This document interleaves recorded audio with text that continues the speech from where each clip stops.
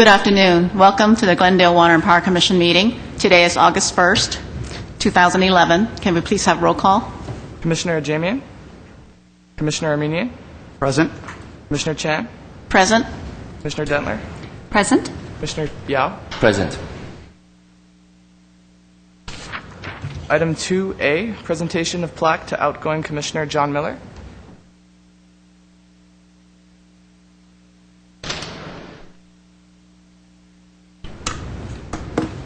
John, it is my pleasure and with a little regret that I present you with this plaque in recognition of the service that you've given us here at GWP. And honestly, I can tell you your input, your presence, your thoughtful discussion has been welcome to us.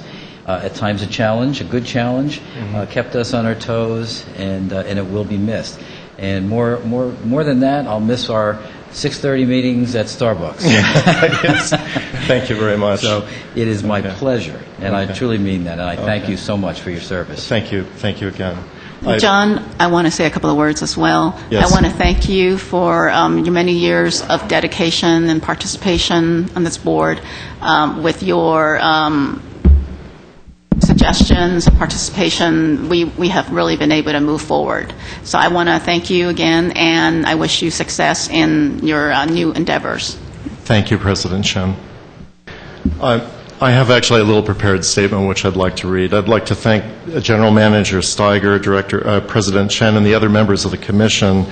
And I'd like to take the opportunity to thank everyone for the opportunity for having served our community on the Glendale Water and Power Commission. I'd like to begin by thanking the ratepayers whose welfare should always be uppermost in our minds. And then I'd like to thank City Council, which appointed me to the Commission in 2007. I'd also like to thank the current and previous members of the Commission with whom I served and the staff of GWP. And in particular, I'd like to mention General Manager Glenn Steiger and his assistants, Ned Basson, Ramona Boeg, Pat Hayes, Peter Kavunas, Craig Quenin, Steve Lenz, and Tammy Vallier, and also Deputy City Attorney Christine Godinez.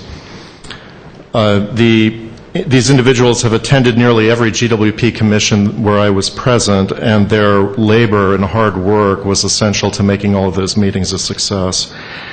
Last but not least, I'd like to thank the many, many employees of GWP who were not able to attend these meetings. It's due to their efforts that Water and Power gets to the ratepayers. In parting, I'd like to take the opportunity also to alert the ratepayers to the hazards they face with the dilapidated condition of the State Water Project. The State Water Project is partly comprised of the California Aqueduct, which brings over half the public water supply to Southern California from the Bay Delta, which is just east of San Francisco. The water is purveyed by the Metropolitan Water District of Southern California, and as all of you know, I think, MWD, as it's known, the Metropolitan Water District, provides Glendale with over half of its water supply. The California Aqueduct is partly comprised of levees in the East Bay Delta area, which are constructed of uncertified fill from over 100 years ago, and they are susceptible to failure during a major earthquake. If they were to fail, an extensive area of the California Aqueduct would be inundated with seawater, and it would be out of commission for a period of years, and that would have a devastating effect on Southern California and its economy. So, in conclusion, I would like to make the ratepayers aware of that. There was a proposition that was to have been placed on the state ballot last year to repair these levees and other parts of the State Water Project. However, it was deferred, and it's to be considered in a future election. I ask the Commission and the voters to be aware of this issue and to support the repairs. Of course, we're facing difficult economic times, particularly with the budget of the state. However, everyone involved in this issue knows that in the long run, the cost of repairing these facilities will be greatly outweighed by the cost of not repairing them. And so with that final comment, I want to thank you once again for your time. And it was a real pleasure serving with all of you, and I'm greatly honored not only to have served on the Commission, but by this plaque that you presented me with. Thank you. John, thank you. Thank you.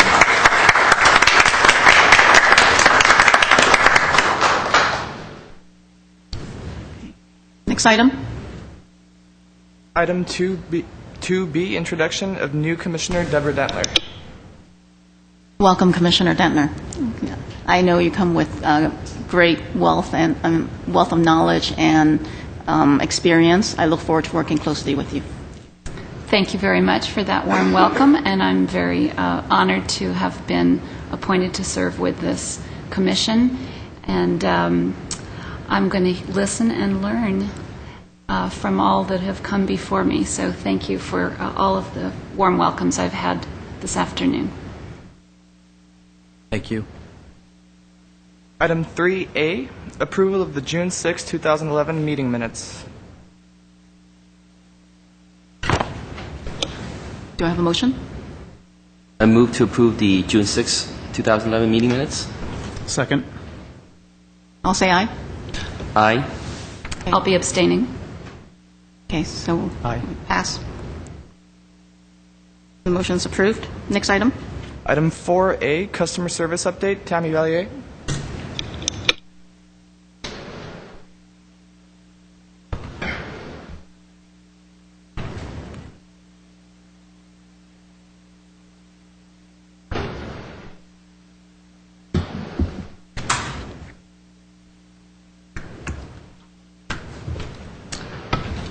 Good afternoon, President Chan, members of Commission. Welcome, Commissioner Dentler.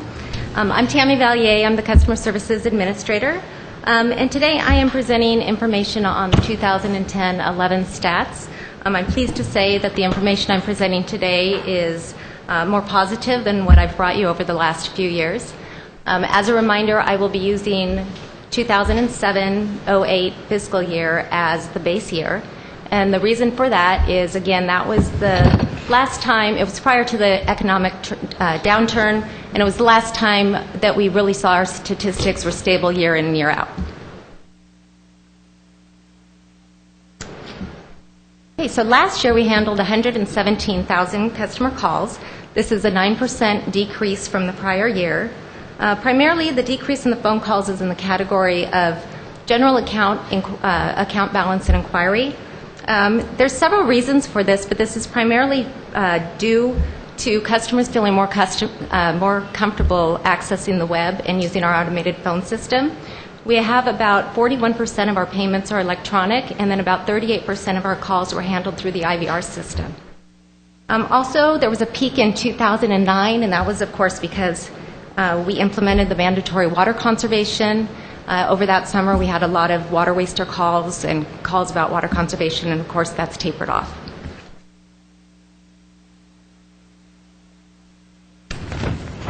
As far as abandoned calls, we're very close to meeting our goal of 3%.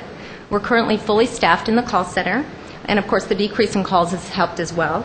Our current issue really is that a lot of our calls are taking longer to execute. We have the FACT Act requirements, which protect customers from identity theft. And unfortunately, that causes a lot of discussion with the customers because we're doing it for their benefit, but oftentimes a spouse or a roommate will call and we can't give information, and that leads to additional questions. Sometimes it leads to an additional phone call from the account holder to call in and then give us the permission to talk to that person. Also, we're getting some questions about the smart meter. And of course, we want to take the time with the customers so that they know what benefits the project is going to bring for them. About 1,100 customers are served at the front counter each month. This number is consistent with the base year. In fact, it's almost exact. The transactions most common at the front counter, though, have always been the same: news service, payment arrangements, and PVC program information. So the only difference really is the amount of customers coming in for those types of transactions. You can see there was a large peak in 2008. That was primarily because that's when we introduced the Glendale Care low-income discount of $10 per month. And of course, that's pretty much been saturated, and so those inquiries have come down.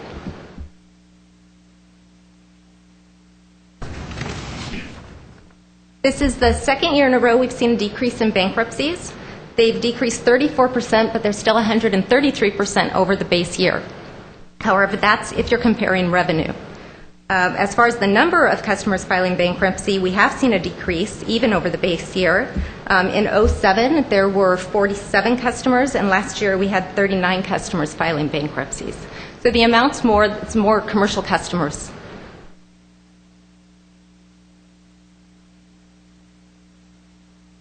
As far as bad debt, last year we decreased our write-off by 28% from the prior year. We wrote off about $400,000. About $275,000 of that is actually GWP services. The balance of that is for other municipal services that we bill. And as a breakdown, $245,000 is electric and about $30,000 for water.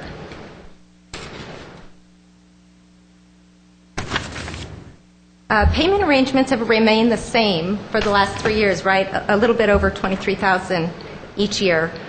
We do see that customers still do need assistance. Many of these, though, are the same customers and residential and business customers that we talk to each month. Primarily the business customers and many of the residential as well. A lot of it isn't so much the inability to pay, but the timing of the bill.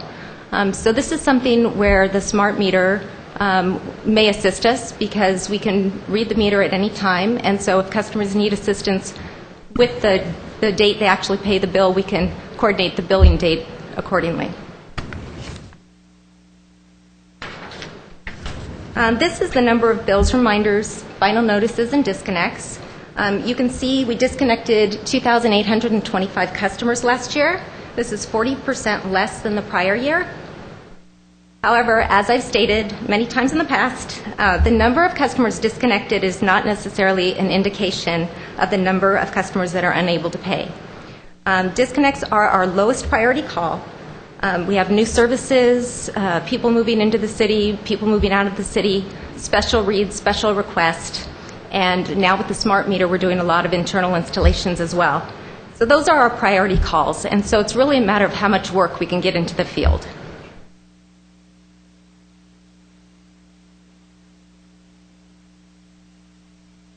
I thought I would share with you what we are doing with our revenue protection program. As you know, we revised the city ordinance in July of 2007. The new ordinance strengthened the language and defined theft of services and the penalties associated. Prior to 2009, we really had no revenue protection program whatsoever. So there was times where somebody would stumble across something, we'd investigate it, and maybe they would get fined $250, but it really wasn't at the forefront. After the ordinance revision, we set procedures in place. Staff received some training, but we really didn't have a designated resource to follow up on these. But that alone, just the awareness of theft, increased recovery 12%, and the number of reports 272%. This past March, we did fill the Revenue Protection Coordinator position, and our recovery increased another 75%. Now, what we're recovering is nowhere near where we need to be. Utilities estimate anywhere from 0.5 to 3.5 of revenue is lost due to theft, so we're just a drop in the bucket right now. And even though we have a designated resource, she's really not full-time yet. Because of the smart grid, again, we're really busy in field services, and so she's not 100% following up on everything that we have.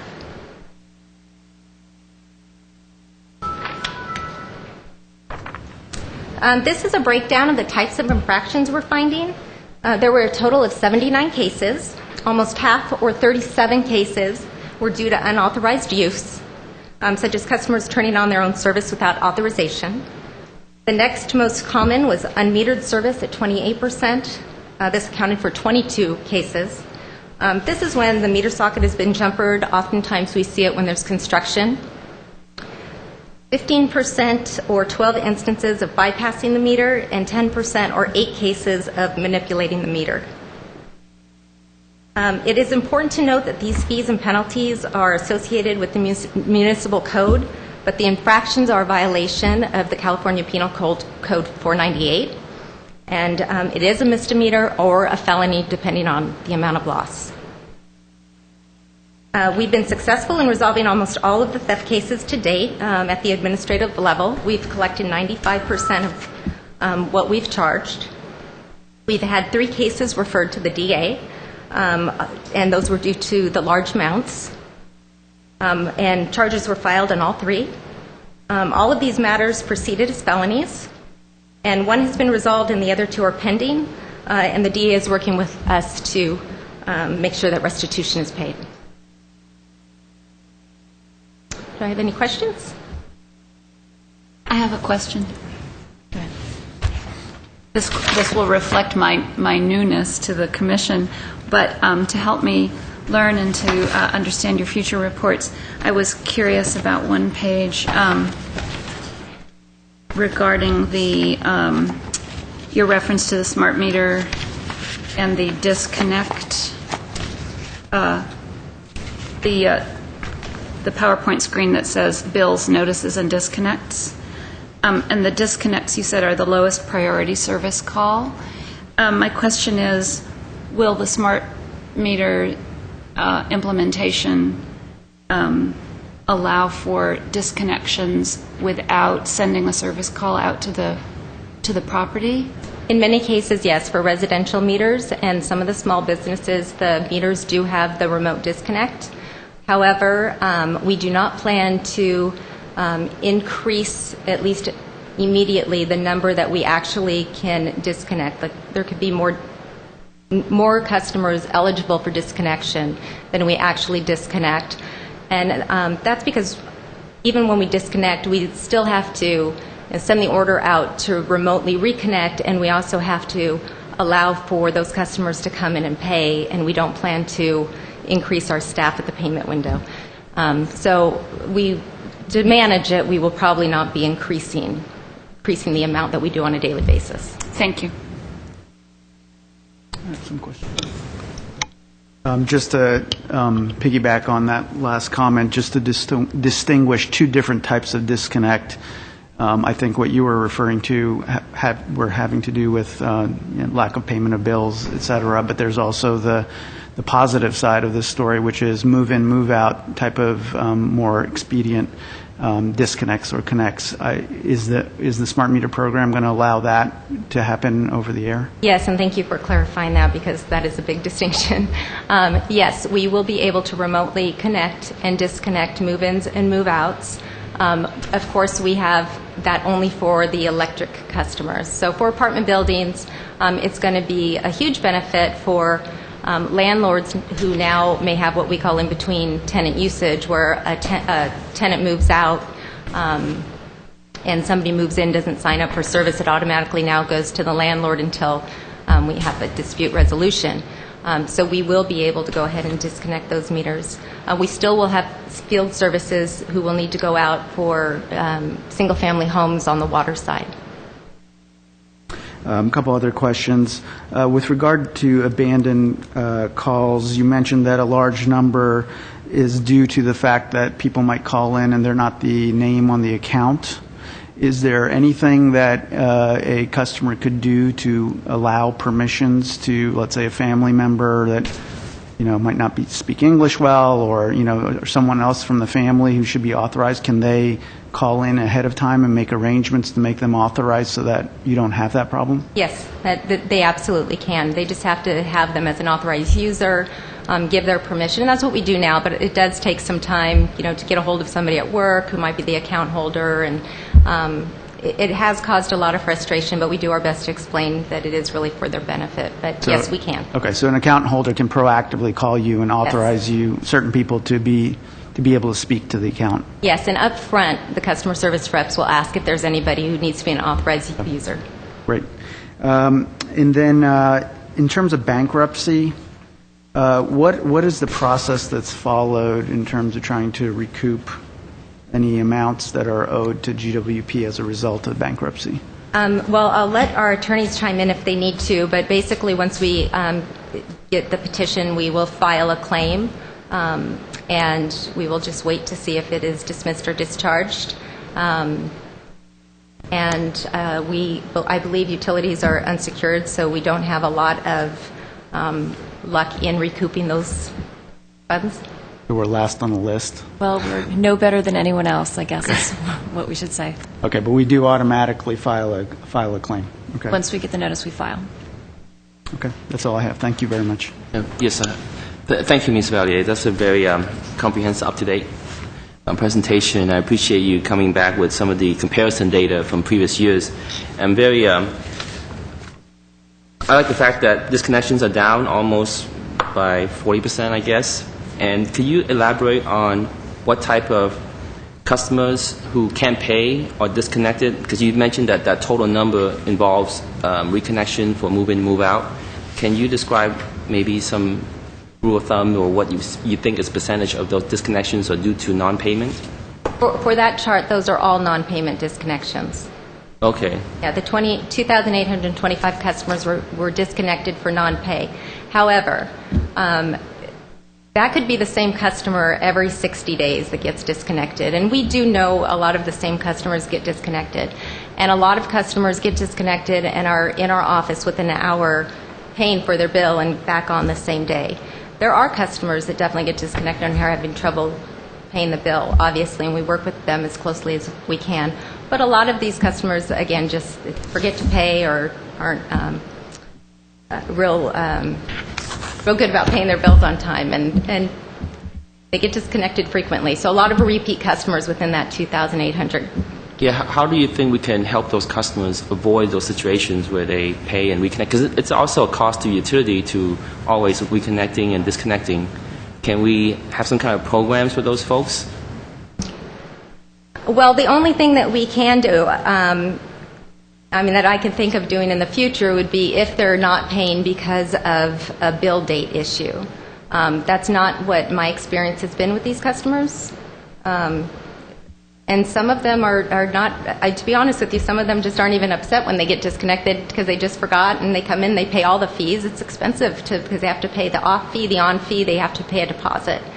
And some of those customers still continue to get disconnected the following month. We always let them know that if they can't pay the bill to please call us and make payment arrangements in advance. And we are so accommodating with our payment arrangements. I rarely deny a payment arrangement. The only time we do that is when somebody has broken a payment promise time and time again. Yes, I applaud the utility and you for doing that. I mean, it shows in the numbers. And my other question is about revenue protection and also bankruptcy, as Commissioner Armenian was mentioning.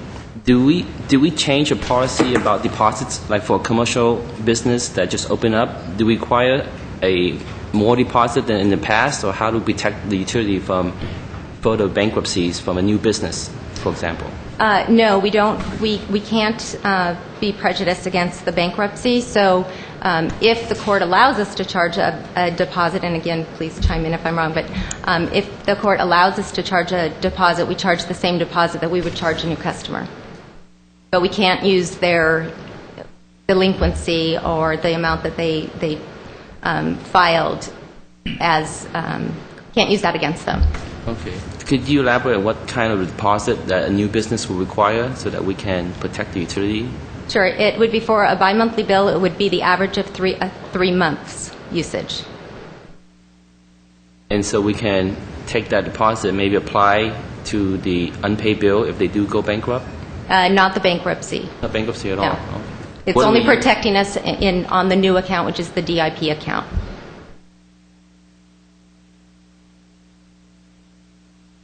And the only time we could collect on the bankruptcy is if it's dismissed. So what do we do with the deposit when we collect it? And we can't apply that to unpaid bills? If they file bankruptcy, in some cases we can apply it to. It depends on what type of bankruptcy it is. I believe Chapter 13, you can apply the deposit to the unpaid balance. Okay. So it sounds like a business will have the deposit and just the deposit would sit in the utility account until they close the business? No, we only hold a deposit until the customer has established credit with us, and that is 12 months of on-time payments. So if a customer pays a deposit January 1st and they pay their bills on time, they'll get it back the following January 1st. Okay.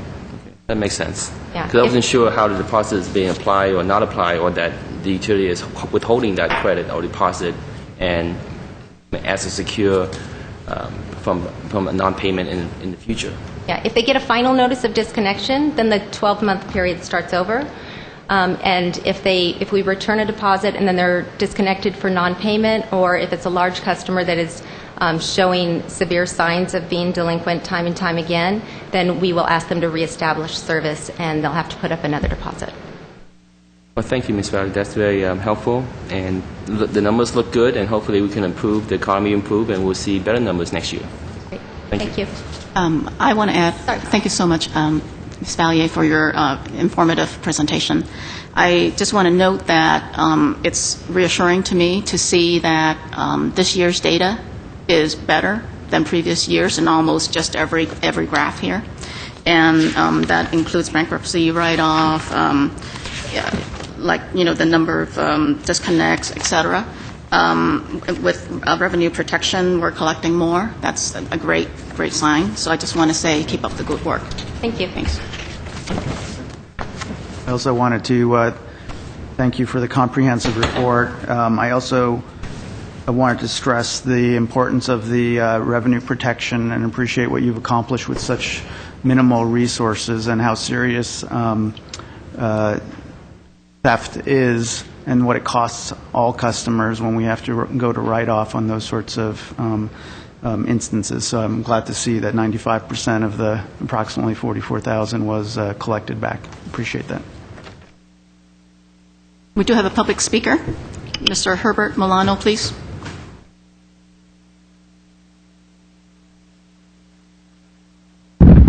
Commission President Chan, members of the Glendale Water and Power Commission, and staff. My name is Herbert Milano. I hope you're all having a great summer. I've taken this time to come before you to speak about a topic of which I've been speaking for the past couple of years on a frequent basis, at least on a monthly basis. And this type of report that you just received is the kind of report that I would love to see on a monthly basis. Even though we get performance reports and other types of reports with regard to the performance of the utility, I think that we need an emphasis on a monthly basis as to how it is that the customers are being impacted by the current financial situation that we have across the nation, especially here in Southern California. I want to give you some numbers and to tell you why my concern remains here. In the year 2007-2008, during the month of August, there were 53,000 statements sent out and 3,302 final notices. This is a 48-hour notice of impending shutoff. 2008-2009, there were, I think I have my numbers incorrect here. I think the number, that was the number for July. The number for August in 2009 was 38,064. And there were 4,256 final notices sent out. In 2009-2010, in August, 36,000. Notice that there were fewer notices, statements sent out, 4,652 final notices, 13%. So based upon that information, I made a request to see if we take a zip code of where the poverty is highest in Glendale, zip code 91205, if we could identify how many of those residents receive at least, during the year, at least one final notice. Now, I know that there are individuals who forget, and there are individuals who have attention deficit disorder and forget to pay their bill. And I know that there are individuals that move out, but we don't have that significant amount of transition in Glendale. As an apartment owner, I know that. So, what is that number? I originally made a request for the information, just for that zip code, and I was given a quotation that I needed to pay $2,000 to get the data. So to remind you of what it was, I asked that information. I found out who the software vendor is. I asked of the city of Decatur, Alabama, if they could provide that information. They gave it to me free of charge over the phone within 24 hours, a little over 25 hours. A day and an hour later, they gave me the information free of charge. And actually, I requested information for two zip codes. The zip code with the highest income, according to the census, and the lowest one. In Glendale, I have asked numerous times. I came before you, in front of the city council. I made a request of Mr. Steiger. There is a significant obstacle in trying to get the information. And the information is really simple. For zip code 91205, how many residents get at least once during the year that 48-hour notice? Because to me, it's an indicator of affordability. For many years during the past decade, we've had continual increases in water rates and electric rates, except for a 7% decrease that we had last year. That's not going to last, because according to the city's budget, there's going to be another $1 million transfer, now $20 million that is going to be transferred to the general fund. That is coming out of somewhere. And it's coming out of, obviously, all of us who are utility ratepayers. I want to request that this commission ask for that last information. They lowered the price now to $250. But I think that should be part and parcel of your monthly report. Are your customers' ability to pay reasonable? And if it isn't, what could we do to structure our rates? Because that's one of the issues that we have now with the smart meters. And when we get these smart meter adjustments according to the day of use, time of use, like on a very hot day, how are those individuals going to be impacted? Affordability is part of our quality of life. You know, it's nice to have a reliable utility, but also it's really important for the people and for you to know, and for us to know, if people can really afford to be able to pay for the utility rates as they continue to increase. Okay? Thank you very much. Thank you. Next item. Item 4B, Smart Grid Update, Craig Keenan.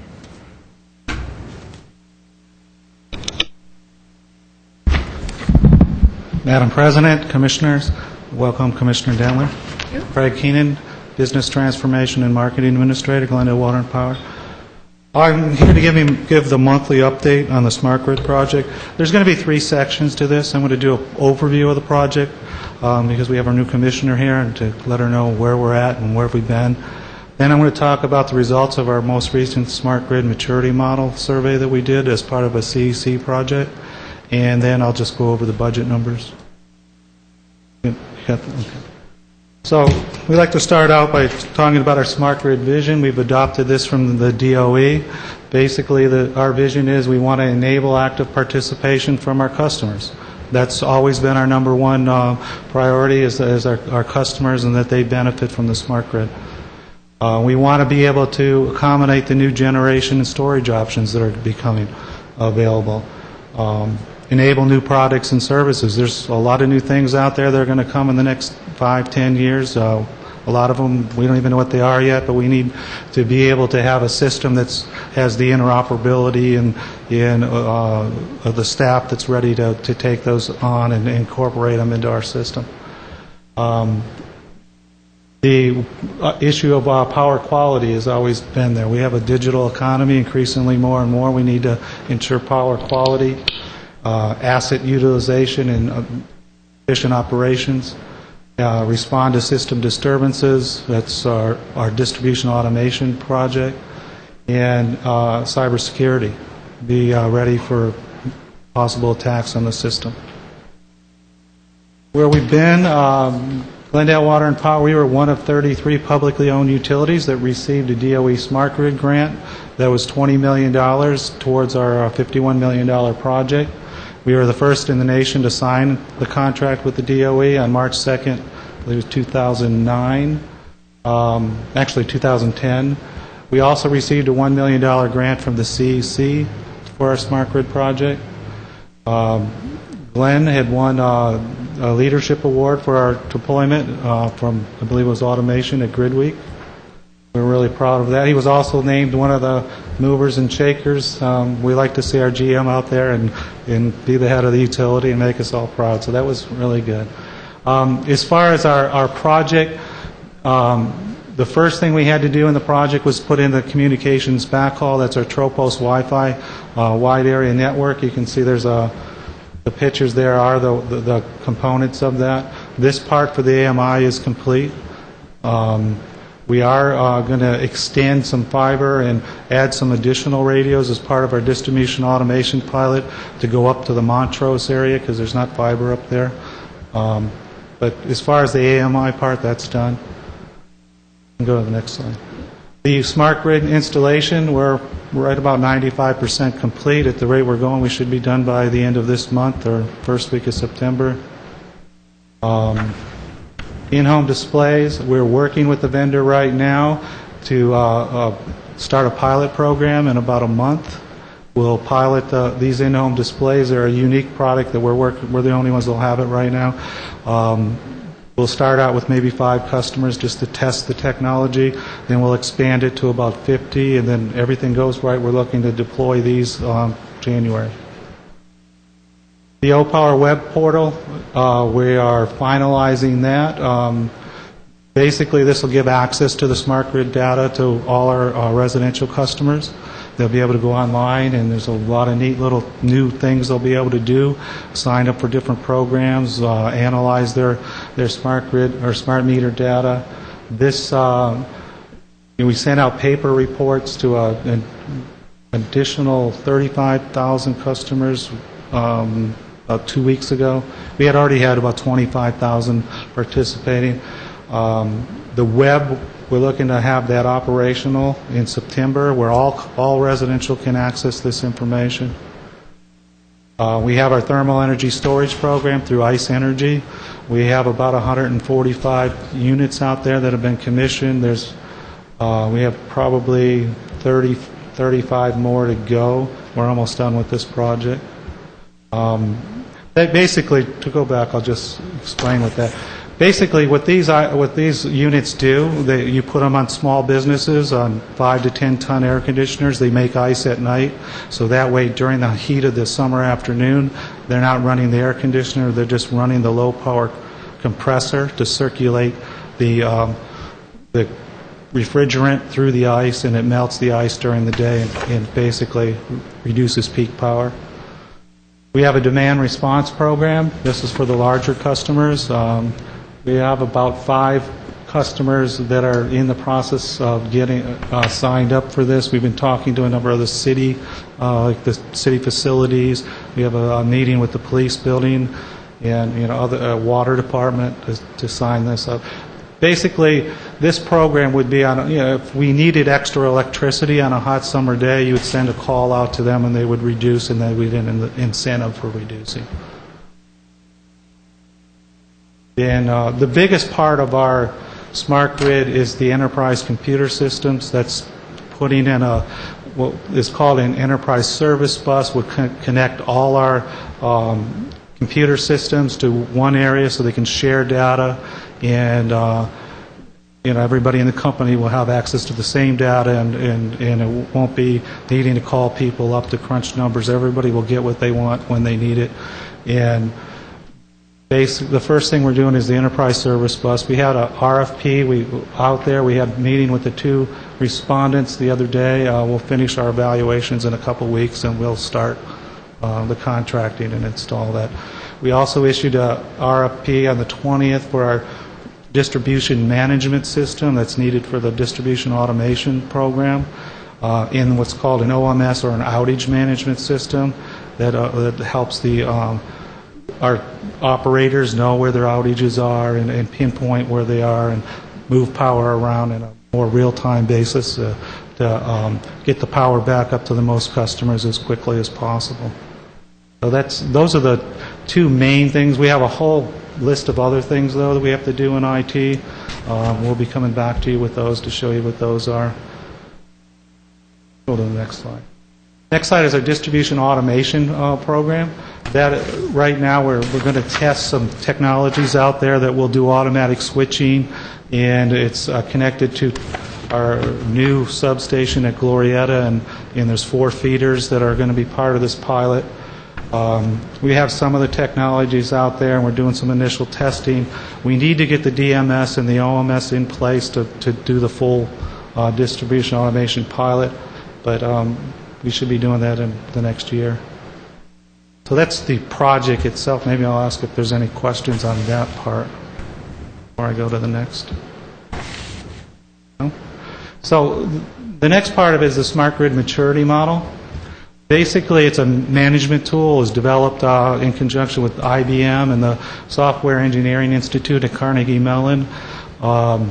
It's I believe there was a maturity model for the IT industry, and they took that idea and moved it over to smart grid and came up with different levels of maturity so you could track how well you're doing and growing in the smart grid area.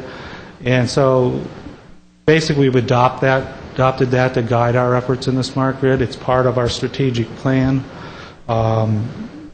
And so early this year, we teamed up with the CEC project to do the survey. It's part of their peer program, their public interest energy research program, so we're participating in that.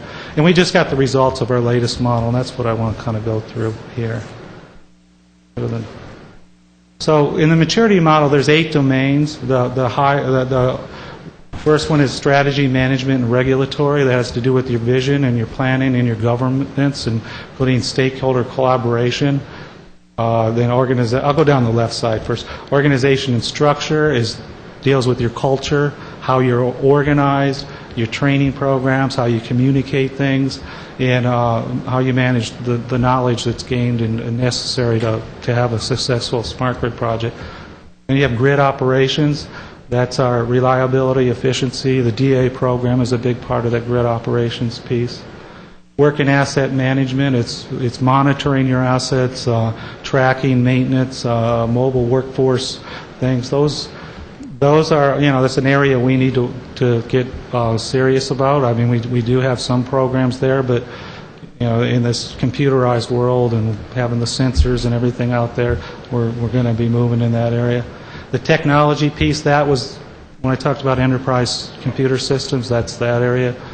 It's the IT architecture or standards, infrastructure, tools, staffing that goes along with that.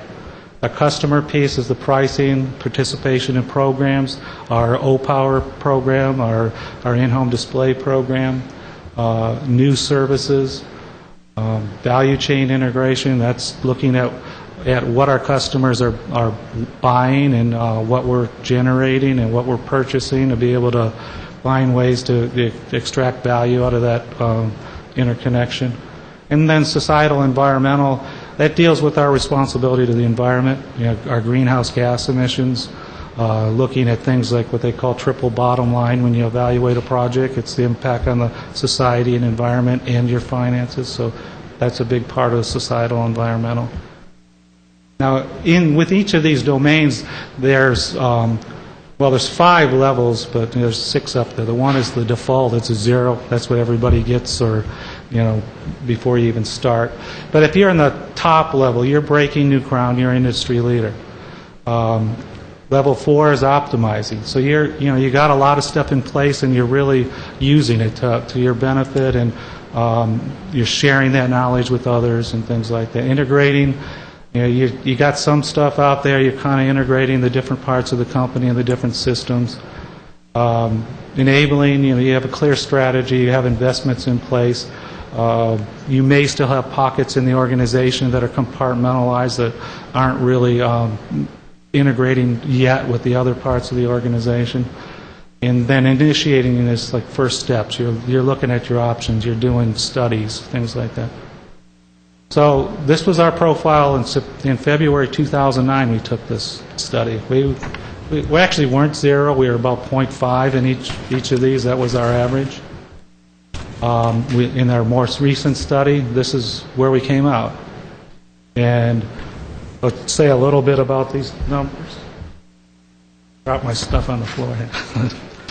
We're going to have a presentation from the person who's running the CEC program tomorrow, but if you look at SMR, the detailed findings in their report is that we achieved the highest maturity level for this category out of, I believe there was about 93 utilities that they had data on. And those were utilities mostly in the United States, but there were 5 or 6 international utilities. We are considered a pioneer in developing smart grid strategies. So we're proud of that. It's Glenn's vision and leadership and all the AGMs and the whole staff working hard on this. Grid operations. Now, that says we're a 1, but if you look at where we were and you look at our strategic plan and what our goals are, we're actually on track with that one. We expected to be at level 2 within 3 years, and we're at level 1, in the first year. Mr. Keenan, I'm Yes. sorry to interrupt. Maybe you mentioned it. How did you determine these numbers? Was it internal? There's a survey.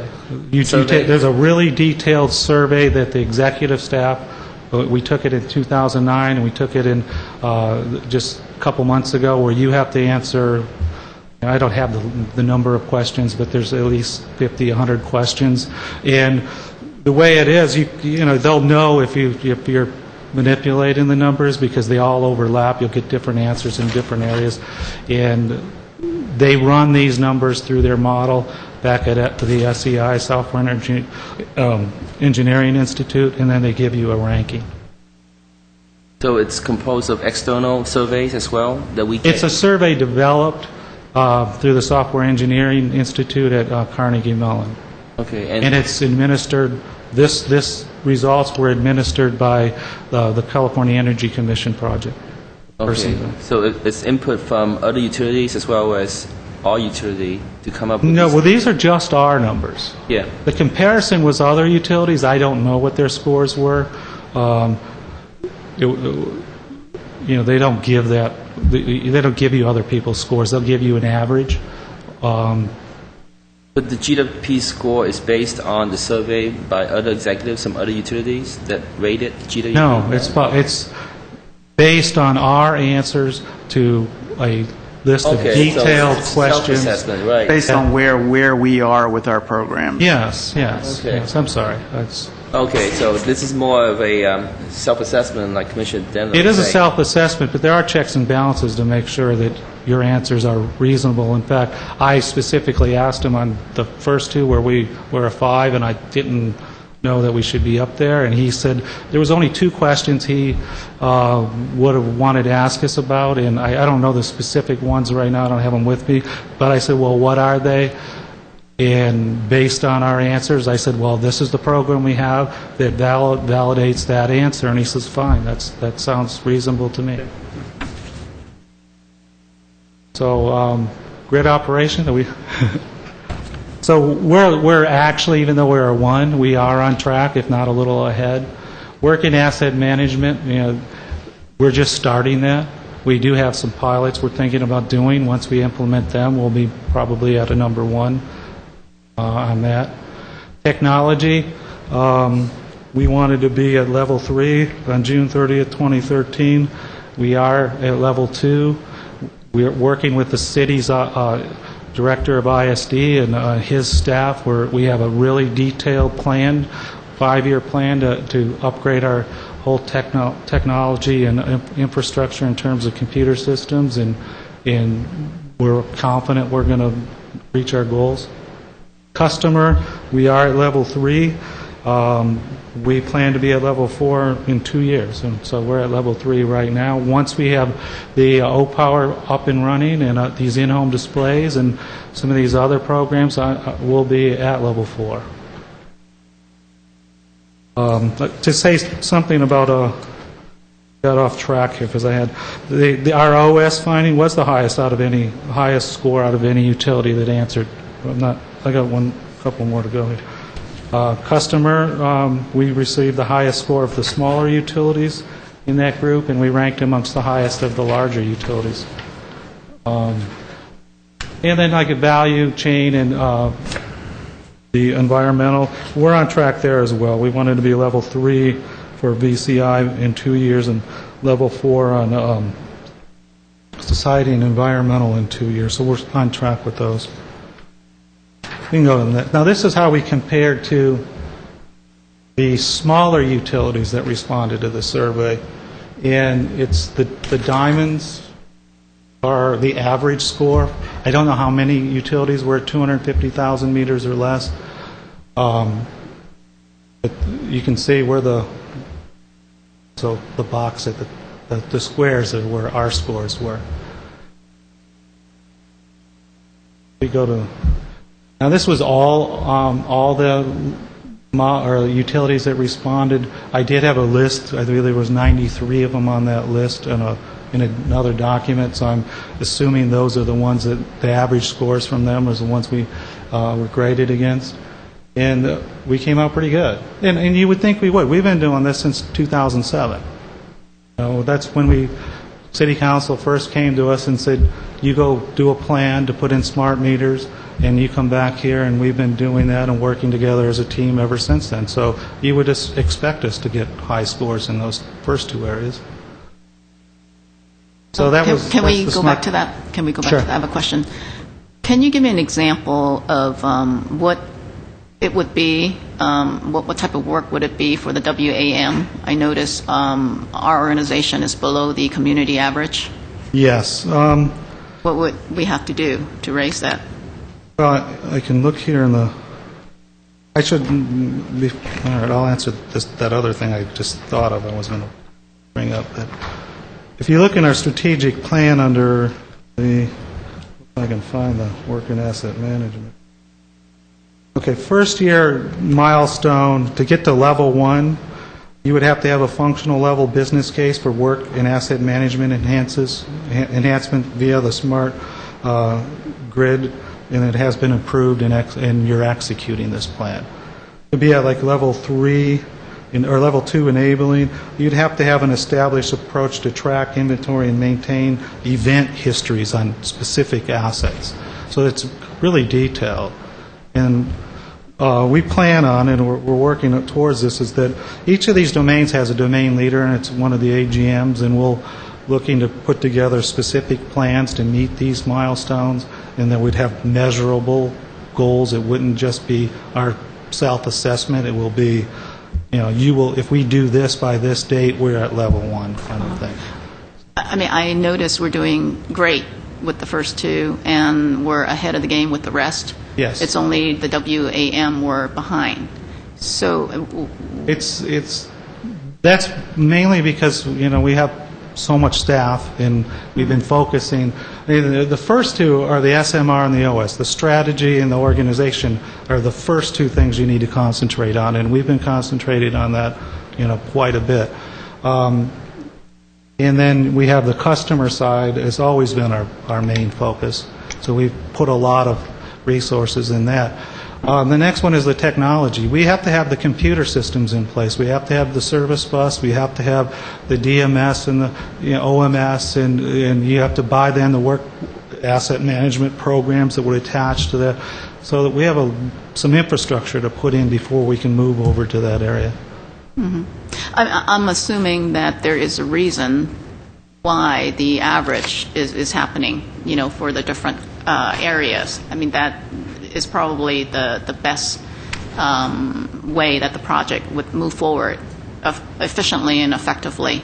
So are we placing more emphasis now on the WAM to make sure that we're moving just the right speed with the rest of the Well, I would think players? our emphasis would be we have to stay and maintain where we're at in SMR and OS. I mean, if you look at the scores internally, we scored, I believe, a 0.8. Well, if you're at 0.8 to a 1, you're a 5. So we're on the low side of the 5, and we have to make sure we don't fall into the 4. So we have to concentrate on that. The customer side, we put a lot of stuff out there on our system, but we need to deliver to the customer. They're wanting to see the data off their meters. They want to we have to focus on that. The technology, we have to have those systems in place before we can even think about even buying a work and asset management program. So next year, I would think that number is higher, but I would think our focus is just that, just the organization and the strategy and the customer, then the tech, and then the other stuff will come along. Okay. All right. Thank you. I have a question, but it's also important to put this in the right context, which is it's a snapshot in time. Overall, smart grid programs are in their very early stages across the board. We're ahead of the curve to some degree. So I think that, it's not a judgment. It's more of a self-assessment. Yes, only in the exactly. snapshot in time. And I think this will become increasingly relevant as we move along in our program, and that anything that is lagging will be more of an indicator of an issue as opposed to at this moment in time where it's more of a, you're still building the whole infrastructure. When it comes to asset management, that's an area that we've been looking at for probably 3 or 4 years now, and we've made a decision to keep that as one of our last priorities so that we can get the data in place, because asset management is a function of the data. So this will put all the data in place first, and then basically then we can move on asset management. So from my perspective, it's not surprising to see this, and we will, over time, lift that number up. Okay. Thank you. So now the budget review. This is the standard slide I give every month. The project itself is $51,302,105 That's what we've committed to spend by March 2013. We've spent about 34.2. I know you had asked how much we've received or submitted invoices for. It's 15.6 million right now. We'll be putting in another invoice for about 1.3 for June here shortly. Our total allocation is 20 million? 20 million. Okay, so that'll stop it once it hits that 20 million. Yes, yes. I asked them if we could get more money, but they said no. Said no? But we do still have the $1 million from the CEC. We haven't received any of that yet. So it'll be around 21 million outside Glendale Yes. assets that we'll be able to tap. Substantially completed work. I wanted to try and break it down instead of just giving you that big number. The AMI MDMS program, that's our meter data management system and our smart meters, we're about 95% done. Current expense about 28 million. We're probably going to end up around 29. That's about where we thought we would be. The ice bear installation, we're about 85% done. That was the $3.2 million. That's on that, so that's what it's going to come in at. We did do a study on electric vehicles to give us a sense of how many we could expect over the next 5 to 10 years, and that was part of our project. The project management office, we've spent about $2.5 million since the beginning of the, and that actually goes all the way back to about 6 to 9 months before the DOE. They let us to go back to get costs. So we spent about $2.5 million. We'll probably spend about 3.4. Originally, that budget was closer to 5, but we've adjusted that down because we're not spending as much as we thought we would. So the total final cost of those things, we're looking at about 36.2. We have another 15 million, and it gets us to the 51 million. Yes. Ice bear, is that another term for the thermal units? Yes, you I'm sorry. described? Yes, that's the thermal energy storage. We are buying them through Ice Energy. They call them an ice bear. The work we still have to do.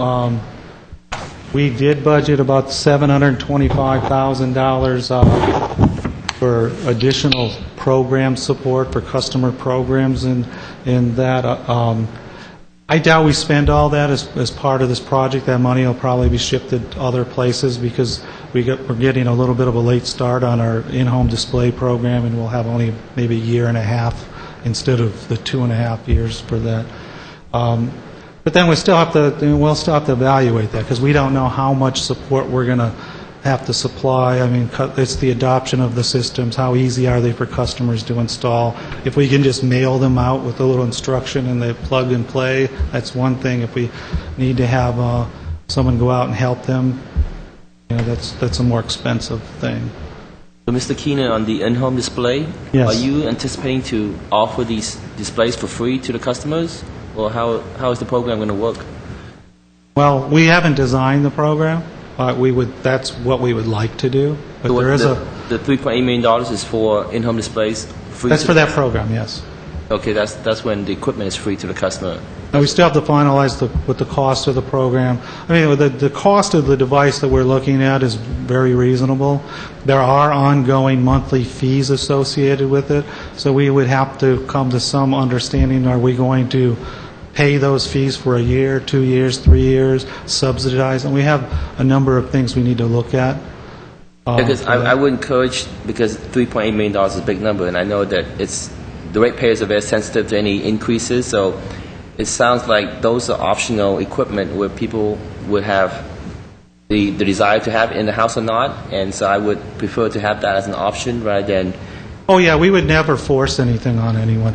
We'll have these devices. They'll be available to customers. We will have a program, the design of which is still to be determined.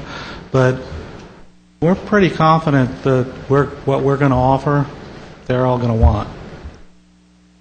Well, let's try to make sure that's the case, because that's a big chunk of money that a lot of people might not see that the utility is wisely spent. Yes. And it's the O-Power and the in-home display that is going to get that information to the customer so they can save money. And that's the key. But the information you can get that just from your going on the web, right? Yes, the O-Power is the web portal where customers can get that.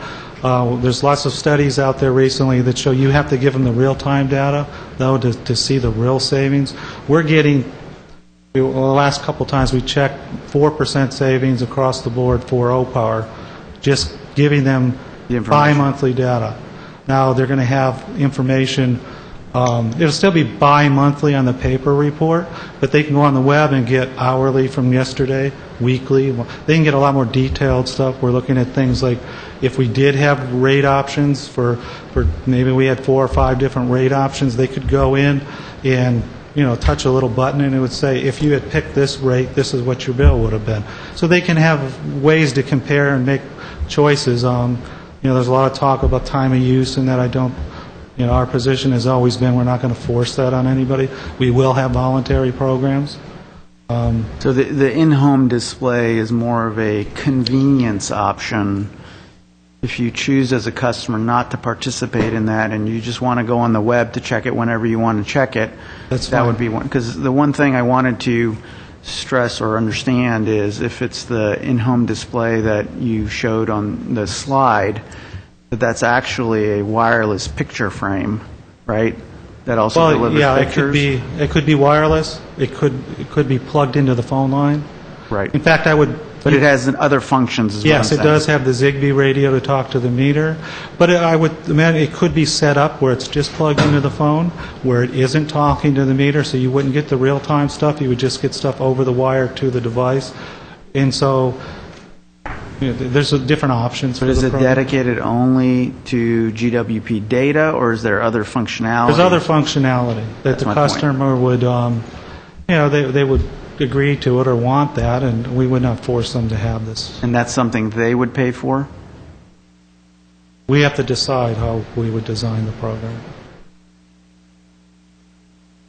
Just as a new commissioner, and I have been reading up a little bit about this device of the future, and just from my point of view, I think it's an exciting opportunity for members of the public to have some input in the design of the program. It sounds like you know that you'll be designing it in the future, and I assume our commission will be kept up to speed as you move through the design phase. And I would think that this is going to be of interest in the larger public, especially as electric vehicles come more on the market, and that I would anticipate that the commission will want to encourage input by members of the public, so that the more there's buy-in and an opportunity for input early on in the design phase, the less we'll have to spend time answering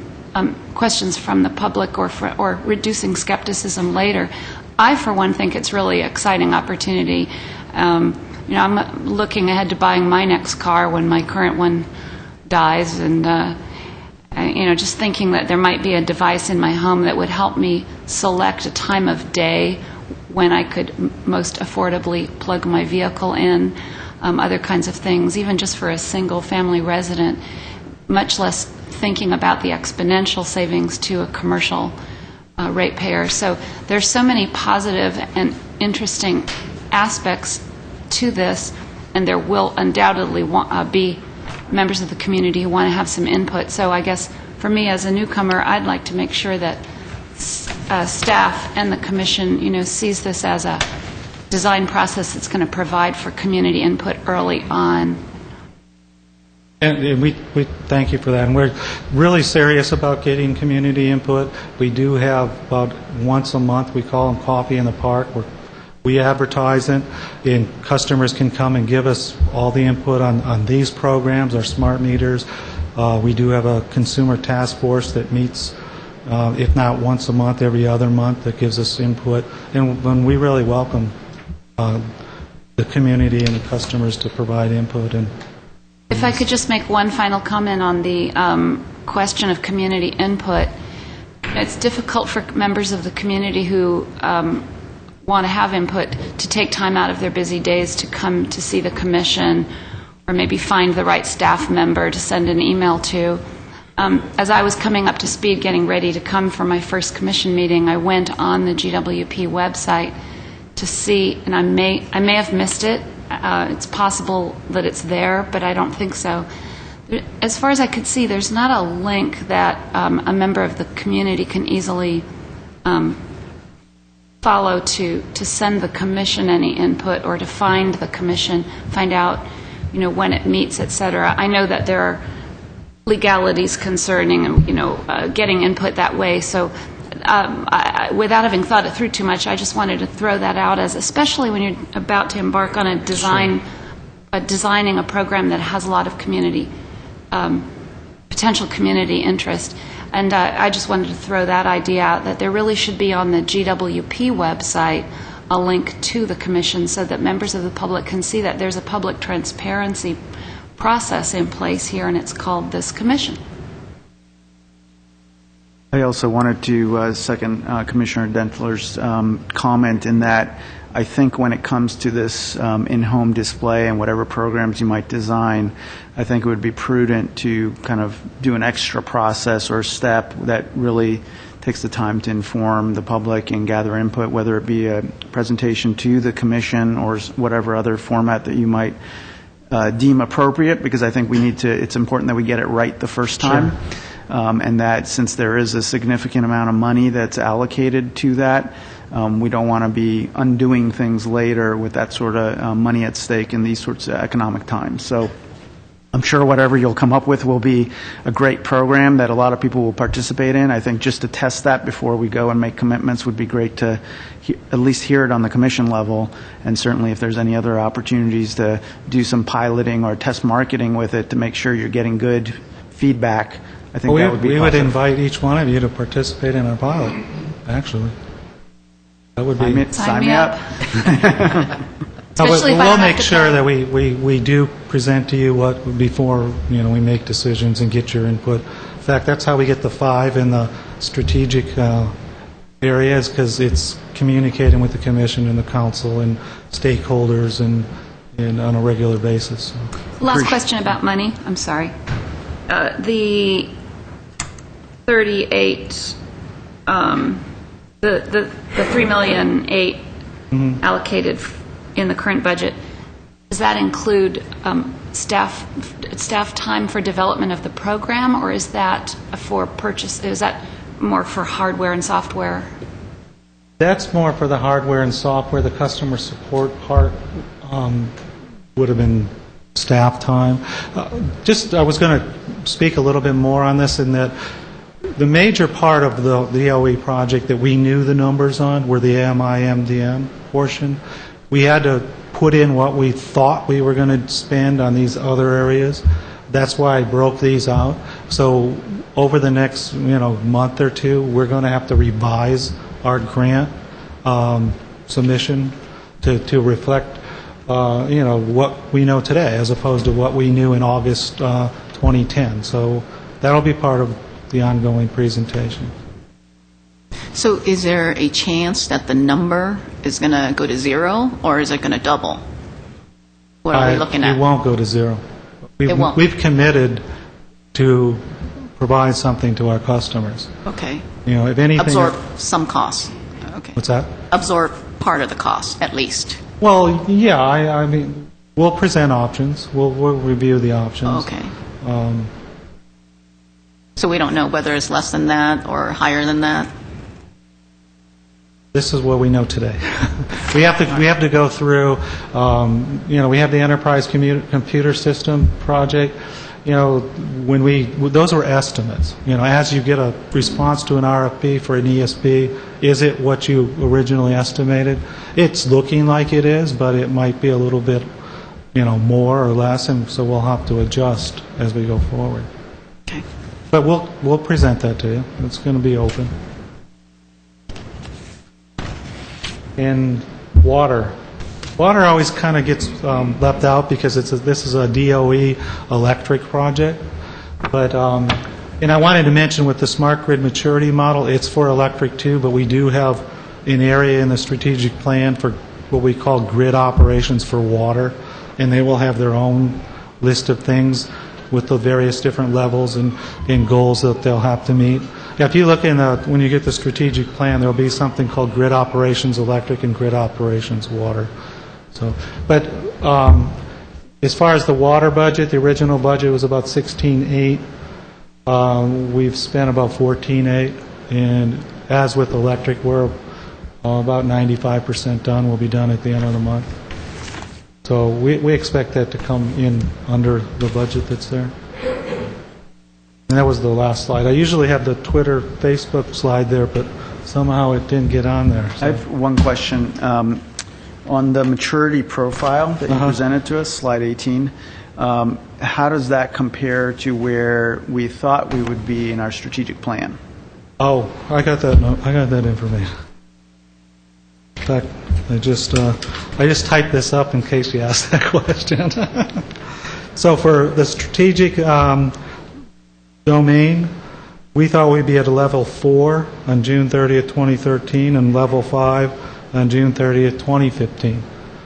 Well, to our surprise, we're at a low 5 right now. So, but that doesn't mean there's not big strides we can make within that, because low 5, difference between low and high 5 that's a lot of work, and we have to make sure that we stay up there. The same thing with the organizational structure.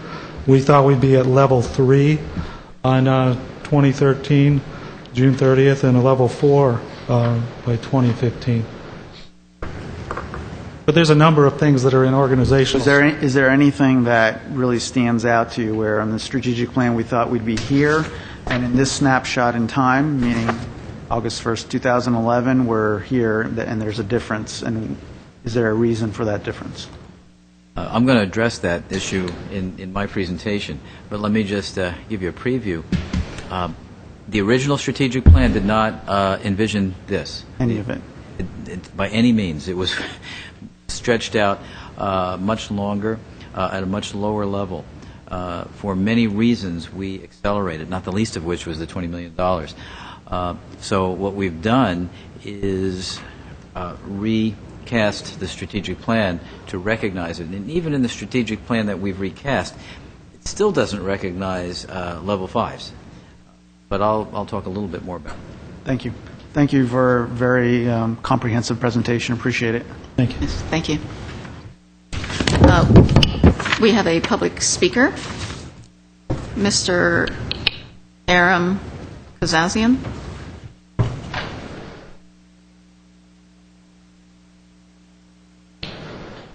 Good afternoon. My name is Aram Kazazian. Number one, I would welcome Deborah Detner. It's a pleasure to see you here. I think the public would love to have you over here, as I would, and a lot of others. Thank you. Also, some of the comments was made by one of the speakers, Harold Milano. He is a great person. He works for this community with all his heart, and he doesn't expect anything out of it. He just works very hard, and I would very much appreciate some of his requests are considered, because that's a great thing. I would also mention that, it's really bothering to me. I know some of it was not here before when this smart meters was passed. Smart meter program is costing the city a total of $71 million. That's $51 million on the electric side and $20 million on the water side. Now, we do have 20 to 21 million coming back, of course, I do realize that, but still, out of pocket, the ratepayers will be paying $50 million. And by the time that interest is accumulated, enough $50 million for the next 30 years on the bond, I don't know how long the bond is, that's going to cost us maybe close to $100 million by the time we're done. That's not the only difficult. I don't know if this commission ever considered what is the cost to operate this system. When I sat through the budget system where Mr. Steiger, I have the film in here if you want to see it, he said the cost to run the smart meters yearly for the first 2 to 3 years. After that, we don't know what the cost is going to be, is at $2.5 million to read the smart meters. Where right now we have the manual reading system, which we estimate, I'm trying to get the exact cost, right now we're paying somewhere between $800,000 to $1 million to read the meters manually. So we have almost, we're not going to lay anybody off, so we're going to read the meters electronically on the computer system. We're hiring 6 new computer technicians to read those meters. That cost is $2.5 million. And if you want to see the video, I can be more than glad to show it to you, which was about a 3-minute video. And then we do have the reading the meters manual, which is still going to go on for the first 2 or 3 years because they don't know how it's going to work yet to verify it. So the ratepayers are going to be paying somewhere about $3.3 to $3.5 million every single year to read these smart meters. That's our cost, right, going to be, which I don't know if anybody in the commission ever considered that before. What is the main cost? I mean, it's going to read. It's mind-boggling. We could have taken that money, that $2.5 million, where my community, we use so much water every year, irrigation. For 11 years, we've been trying to get reclaimed water in the hills, which will supply Rancho San Rafael, the 550-home community, for the common area, 45-acre landscaped area.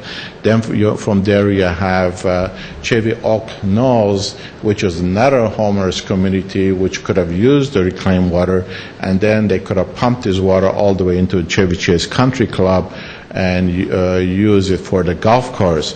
You have 3 different areas that could have used reclaimed water. 11 years we worked very hard to get that water. 11 years ago, the cost was $300,000. They estimated to bring reclaimed water out there, and have all the records of that. Then 4 years ago, when we pushed again, we had about 60 people going to city council, pushed again. Mr. Steiger's office estimated that to our community to have $1.1 million cost to bring the reclaimed water, another $300,000 to pump the water from there into Chevy Oak Knolls, another, I think, $500,000 to go into Chevy Chase Country Club. Here we have something less than $2 million. We could have had reclaimed water, and where we're dumping this reclaimed water into the ocean. Especially right now, we're dumping more water because you got so much water coming, we can't even hold it in our holding tanks. We're wasting all this water. Then, we made an artificial shortage of water, which we knew it, and first we increased 3.5 years ago, we increased our water by 38%, and then 6 months ago, we increased it 15.08% again increase with it. We did so much increases, but we still weren't able to provide reclaimed water for a community that wants to do it, and we're willing ourselves to do all that work. Thank you. Thank you. Go ahead, please. First of all, I wanted to thank Mr. Kazazian for taking the time to come and participate and express his point of view, But I do want to point out that the meter reading benefits are not the only benefits to the system. It's a much more complicated story than that. There's system-wide benefits and savings, move-in, move-outs, energy efficiency, using less, having to buy less power on the open market. There's really multiple levels of benefits from the smart grid. So I think to just look at it from the point of view of savings and costs of meter reading is only a very, very small piece of the bigger story. So to be continued, I think. I appreciate you coming out and pointing out these things, but I think I just wanted our viewers to know that the story is a much bigger and larger long-term story. So I'm proud personally that our utility is at the forefront of having a smart grid. Very few municipal utilities are this far advanced, so I'm excited about the future, as was noted earlier. But thank you very much for expressing your point of view. I do appreciate that. Yeah, and I echo Commissioner Armenian's comments. Besides all the benefits that he mentioned, there's also the reliability improvement that we have for the system. It improves the outage notification or just discovery or repair, and so, I mean, it improves safety for everyone. So I myself also am very proud of what this utility has done with this project. Next speaker. Can I? Yes. I'd just like to make one comment, and that is that we will not be reading meters for the next couple of years. As Mr. Keenan mentioned, the system will be fully operational probably sometime in September or October of this year, so within the next 2 to 3 months. We will parallel read for a few months after that, and then there'll be no more manual reads. So for a few months we will do that, but then the manual reads will end. And the $2 million that was referred to in additional costs that is true. That relates to the first year or two of operation of the system, and it's related to the additional expertise needed to get the system operational and some additional software programming. But we expect that number to reduce to less than $1 million a year after about 2 years of operation. Okay, thank you. We have another public speaker, Mr. Herbert Milano, please.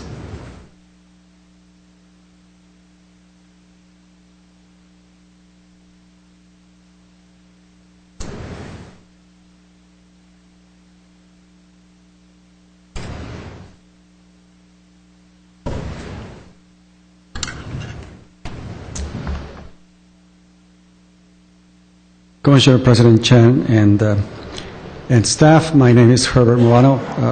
And Commissioners, I had actually sent out a PDF display. Unfortunately, didn't get on time, so I was a little bit late in getting it out. It would have been a display of that same document, so I don't have one for everyone. So, Mr. Yao, you have to forgive me, but I think that you remember this particular display. I want to address the following item on this report, on the smart grid. And I want to preface it with the following. I am in concurrence with Mr. Armenian. I recognize that there's a whole range of beneficial aspects to a smart grid program. The impact on the reliability of it is one, a major one. The ability to be able to notify users with regard to the best time of day whenever there are incredibly hot days. So yeah, I'm pretty familiar with the whole range of things, but I want to address only one part of that. And that is the in-home display and the little bit of a history about that. 4 years ago, when I started talking about smart meters, and I started presenting that to the time Councilman John Draymond, the whole idea was to take a page from the success of this program in Canada. They have found that individuals who had been continually paying late their bills, they were assigned by the utility, I believe it was Toronto, this device similar to this in-home displays, where they could get it charged with the amount of money that they could actually afford, and they'll take it home, install it, and they would get a daily record of how much electricity they were using. What the utility found out was that there was a significant drop in utility use by 20%. They thought that the devices themselves were faulty. Upon further analysis, they found out that when people knew how much electricity they were using and how much left they had on their account as they displayed it, they themselves reduce electricity significantly. So the benefit was twofold. It reduced the consumption of electricity, and it allowed the customer to pay less. That was the goal. During the same time, in 2007, there was a discussion concerning the smart grid. These topics were coming up concurrently, but I was not so aware of this activity taking place. So the in-home display was the reason why I was promoting so much the whole idea of smart meters, not necessarily the smart grid. And it is the part of this strategy that I thought was so essential for customers to be empowered with timely information so that they could control their costs. The additional benefits, we all know what they are. The benefits to the utility, reliability, and so forth. And that's what I wanted to address, because for a long time, as I looked at our utility bill, I asked myself, how does it empower me in any way? What kind of information is it giving me upon which I have any power? No, not electrical, meaning volitional. There isn't. There's information on the current bill of which I cannot do anything about, and it's incredibly difficult to discern what it is when you have a fixed charge and a customer charge and so forth. Because at the end of the day, what we're paying for is a service. You're either getting water, you're getting electricity, and we want to figure out if we are empowered in any way. And of course, the current billing system that we have every couple of months is incredibly late. So if there are leaks taking place, we won't know till months later, after the damage, financial and otherwise, is done. So the in-home displays is an essential and crucial part of this deal, especially because we have still so many thousands of people who have no access to the Internet, who don't know how to navigate over the Internet. And I know many city activists who still are not on the Internet because of age and so forth, and the newness of the whole thing. And getting people to learn about the Internet is not an easy task, especially for people over 70. So the in-home display is a crucial part of this deal to make sure that they know it. Now, what I handed to you is a document that is a sample bill that I worked jointly with my son, who is a student body president at Art Center College of Design. He's a really good designer. We spent some time last year, and we actually have other iterations of it, as to how to present the information in a way that allows for multiple things, empowering the user to get the kind of information you need.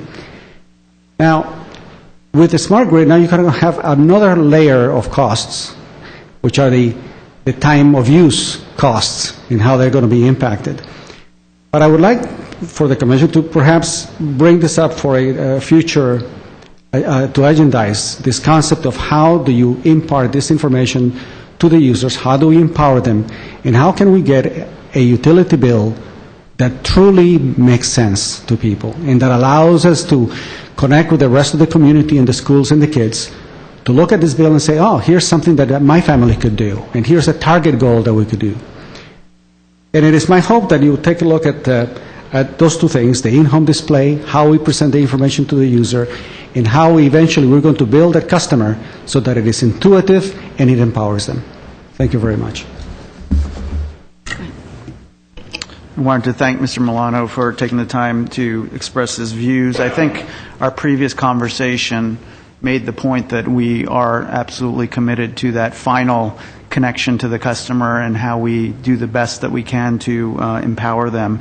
That's why I think the discussion that Mr. Keenan committed to having before the Commission about what that in-home display will look like and what it will who it will empower and who it's targeting and how it will work, I think is a positive step. And I think I speak for everyone on the Commission that we all look forward to hearing about that piece of the equation. But I do agree that it is a critical.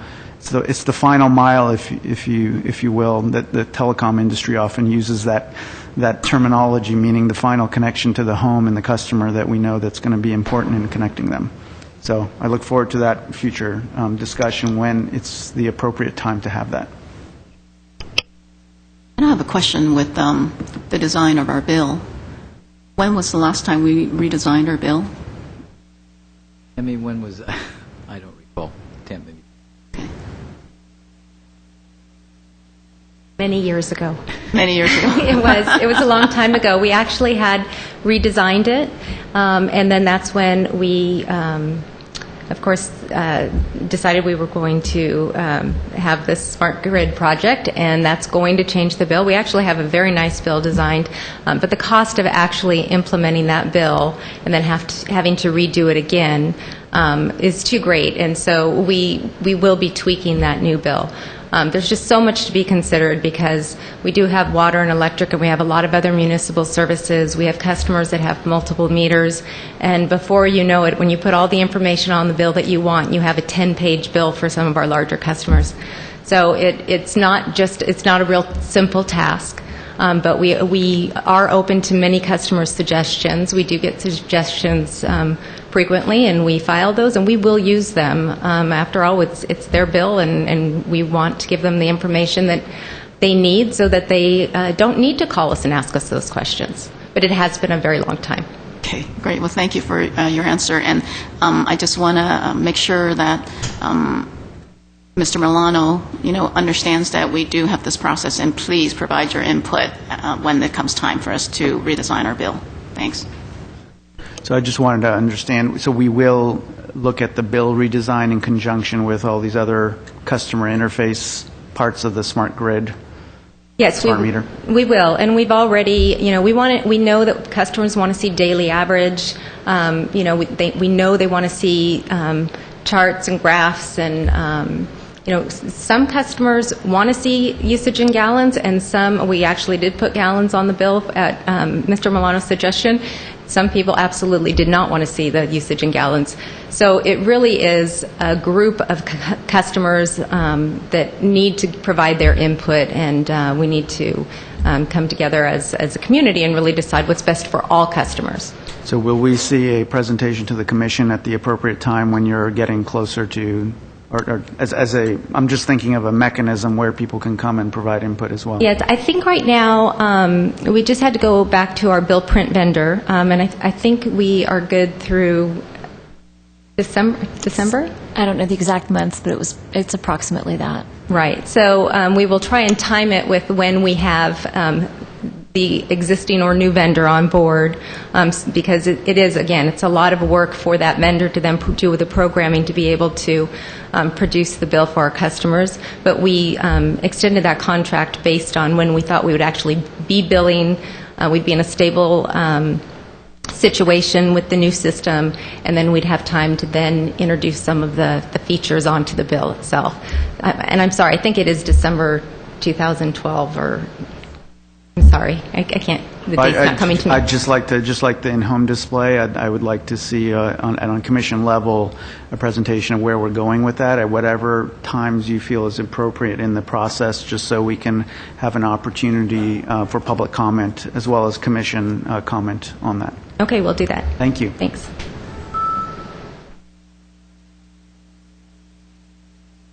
Next agenda item. Item 4C, Introduction to Update Strategic Plan. Glenn Steiger. Thank you.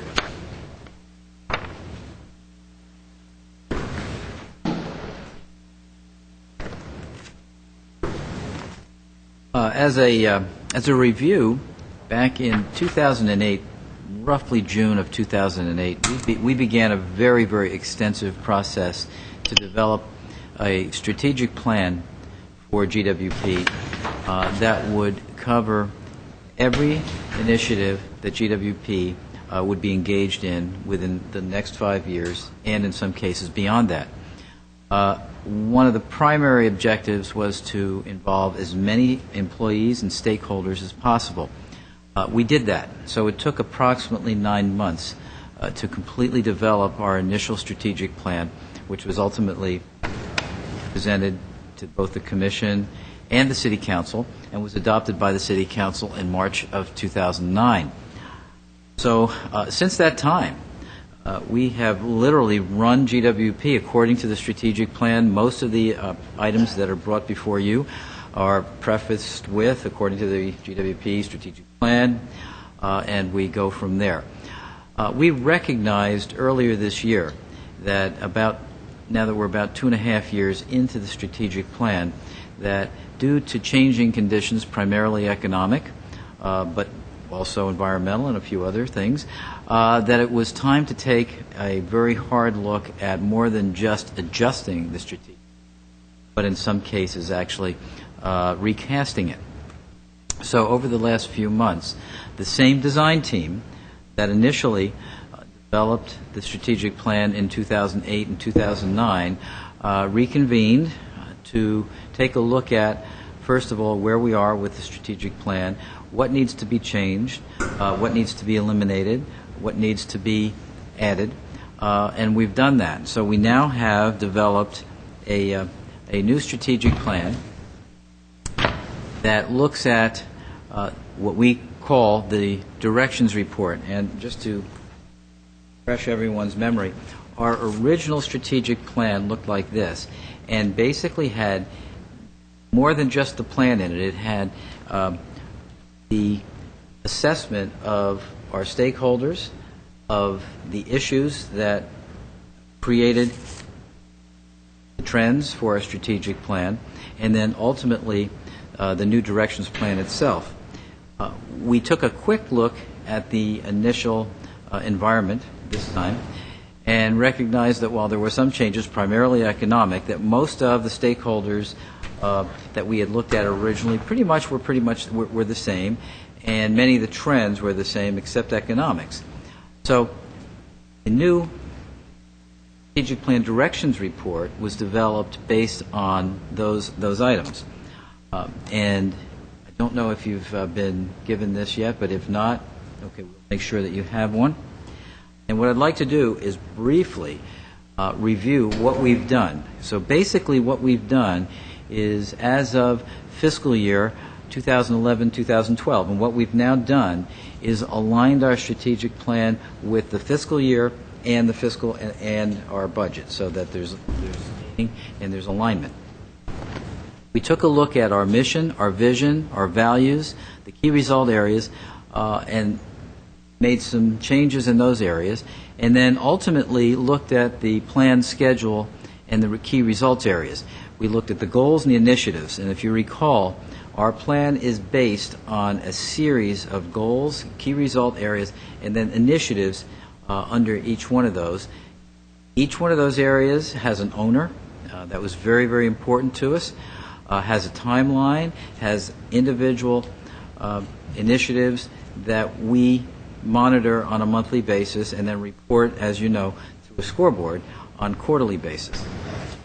So this has now been updated. So our new strategic plan goes from 2011 through 2016.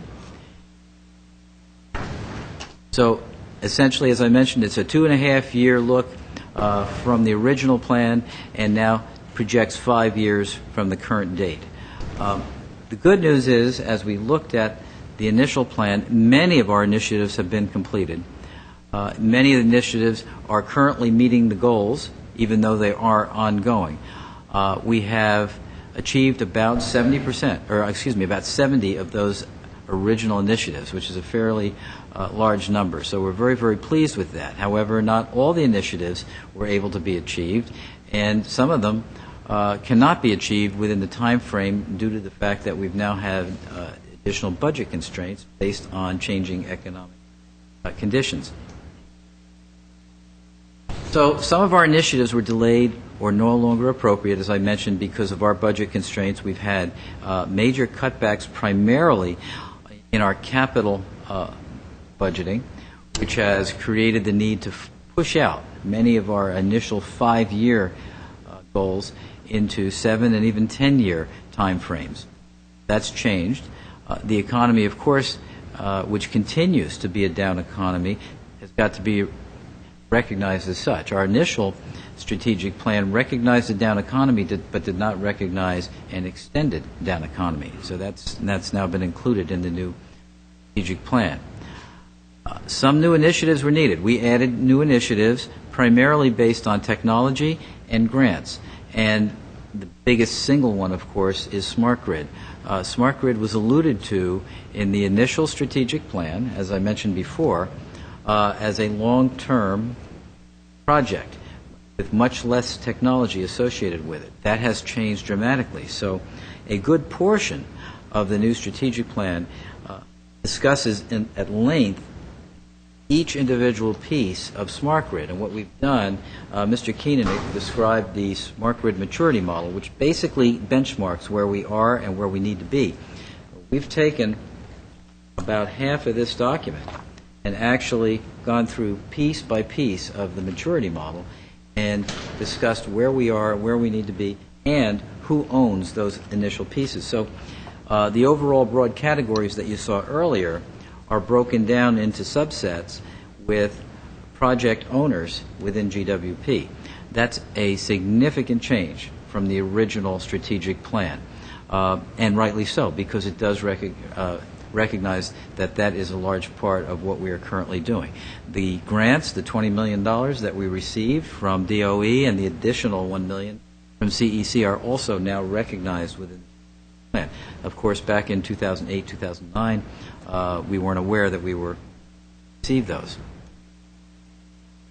So what did we do? We completed the review, the directions report, and we've now kicked the strategic plan beyond the initial 5-year to now recognize a 5-year strategic plan from this fiscal year.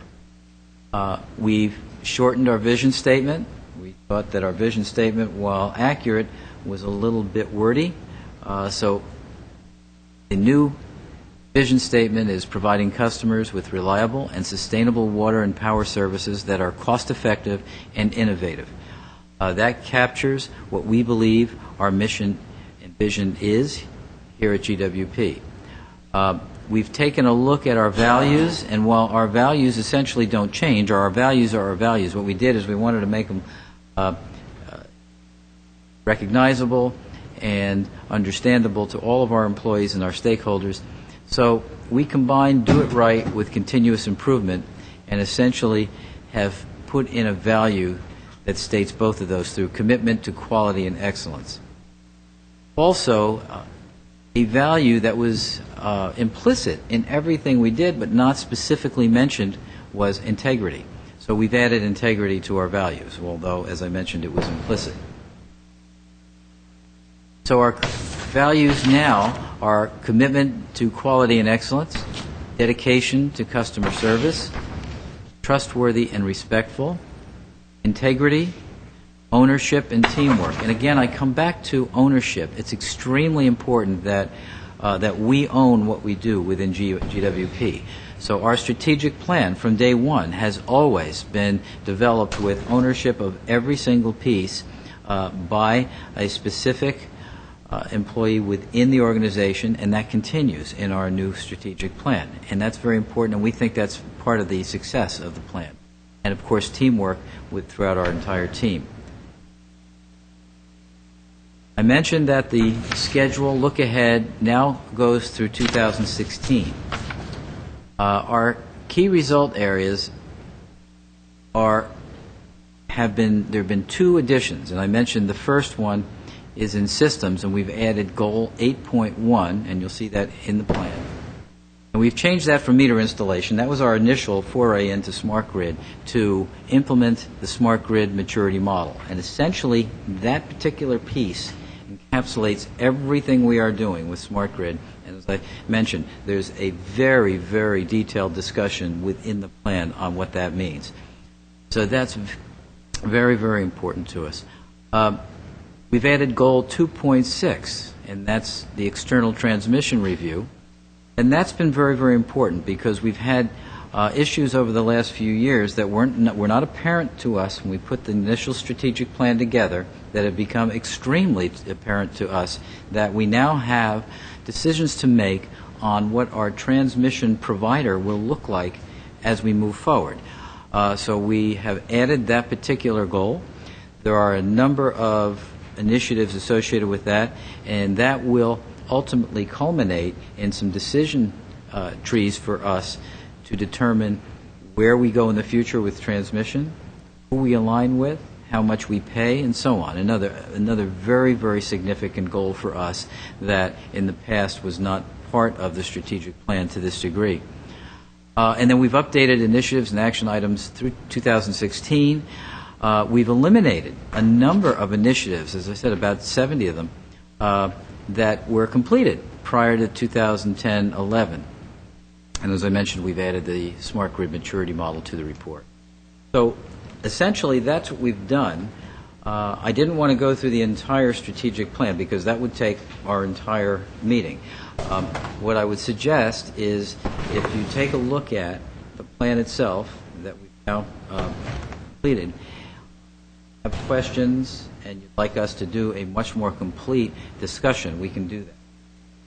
You'll see everything that I mentioned in there, but you'll also see, which I was not able to mention, all of the items that have now been completed, all of the items that have now been stretched out that are taking longer than we initially expected. So they're in there now. Be glad to discuss them now or at a future date. This is a final report, correct? This is the final report, right. Yes. And is there a link on the internet?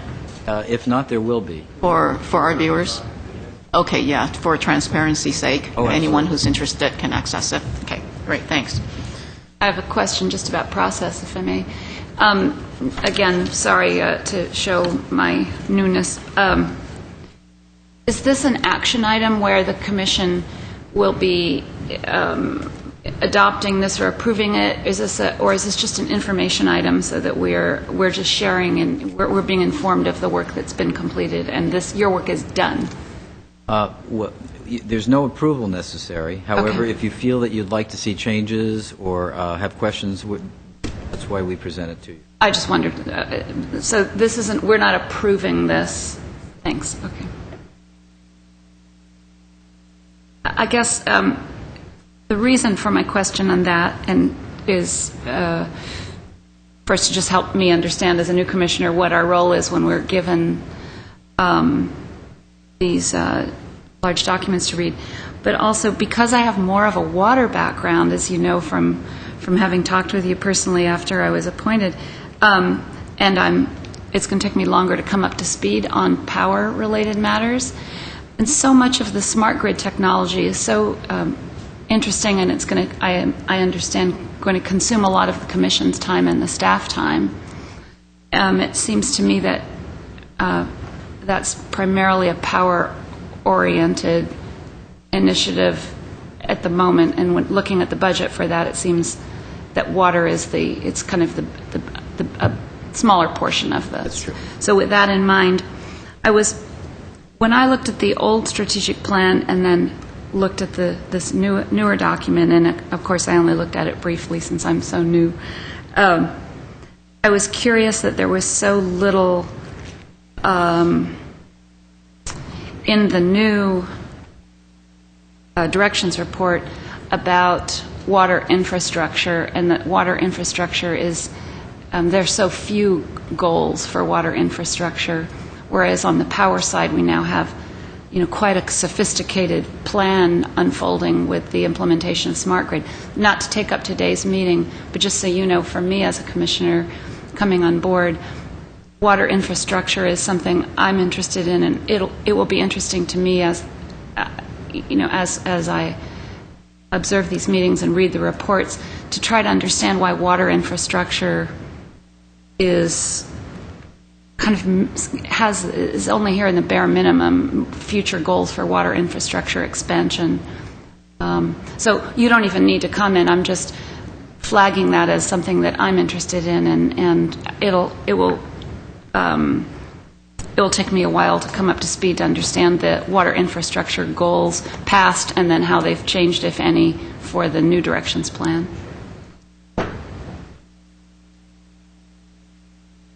Wanted to comment that I have a feeling we're going to be talking a lot about water as we get into the water rate redesign, especially with the joint session with City Council. So I think there will be a lot of opportunities to pursue those issues, and we have discussed those a lot in past commission meetings as well. So I'm working my way through. Not forgotten. No, I'm sure it isn't. I'm working my way through the video archives of past meetings. Thank you. Okay. We have a public speaker. Mr. Herbert Milano, please.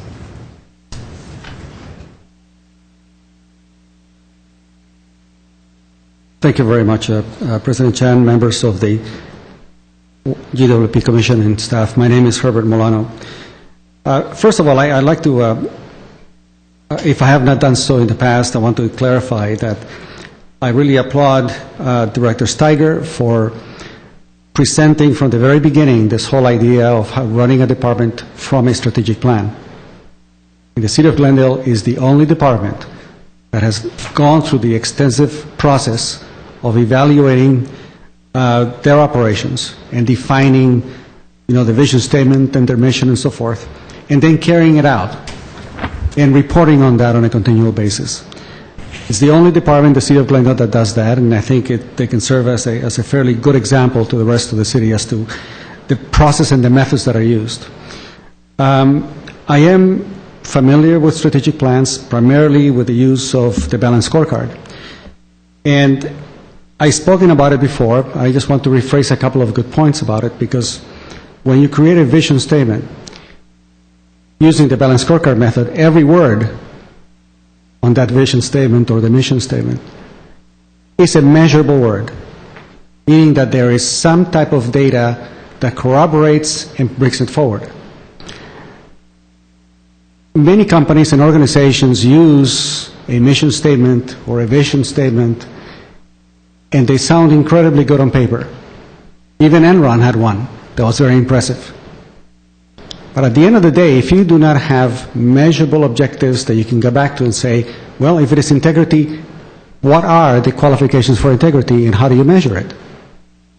Because in our process, if you cannot measure it, it shouldn't be there. Those are simply words on paper. So how do you measure integrity? I assign perhaps one qualification, transparency, meaning that you provide a transparent state of your operations to the general public, whether it is good or it is bad. Now, Glendale overall, not just this department, but all the other departments do one thing very well. They always display what's good, with trump cards, continually. So obviously I don't come here to compliment you on, and compliment the departments on something that they already do themselves. They toot their horn incredibly well. It's when they don't, and when the information is not there, that I do a California Public Records Act, I dig through the information, study it, and try to make a reasoned and rational explanation of what I see. So let me tell you what I see, and Ms. Detler provided a really good observation on something. In 2007, in the fall of 2007, there was an extensive report made on the state of the infrastructure of water. It was over $200 million in arrears of what the city needed to do to address that issue. But try to find a document today or have it spoken about on a continual basis, you don't hear it. I bring it up before the city council, no information is taken, there is no traction. So if one of the elements of integrity is transparency, then the negative side, the things that we don't accomplish. Now, this strategic plan goes a long ways towards that. It gives you the colors and reds and yellows and greens and so forth. And we can say, okay, here's an area that is deficient. What are we going to do about it? My hope was that this department would lead in the area of transparency, so that the public becomes used to that. Not all things are perfect. We make mistakes, we under budget, we underestimate. That's the nature of this thing. So that it becomes normal for a department to say, well, look, we hit this and this and this, and these we couldn't hit, and so forth. But the economy is not what has hit this budget. The economy is not the only element that is at stake here. It's the other decisions that take place that all of a sudden does prevent you from seeing clearly things that were very clear 4 years ago with regard to the water infrastructure, as an example. So it's good to have words on paper. My suggestion is that for each of those words that are presented, there be something tangible upon which you are going to measure it against. Otherwise, it doesn't belong. Thank you very much. Okay, thank you. Next item, please. Item 4D, Asset Optimization Update. Steve Lenz.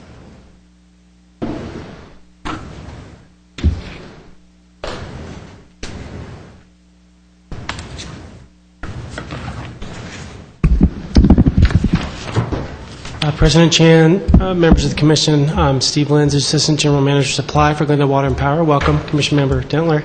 Good to see you here. Today we're going to talk a little bit about our efforts on asset optimization. I'm going to give you an update where we are in that project.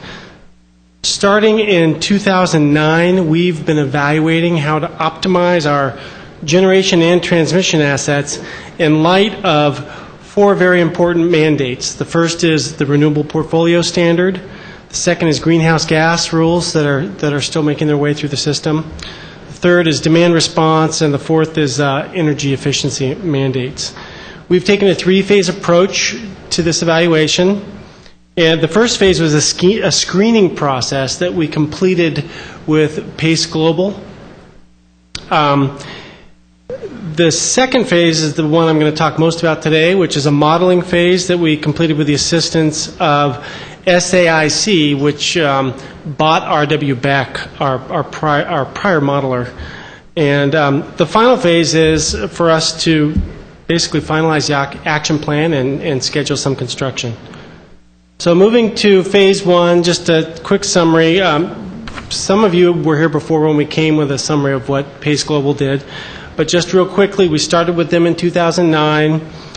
They used a proprietary screening model. I'm not going to get into the details of how they did their calculations, but they took inputs of cost and operational parameters, fuel and carbon price projections, load forecasts, spinning reserve requirements, and emission rates, and the major conclusions are shown on this slide. The first one is to retire Grayson units 3 through 5. Commissioner Dentler, just so you know, units 3 through 5 were actually built in the 1950s, and we've kept them running all this time, far beyond their expected useful life.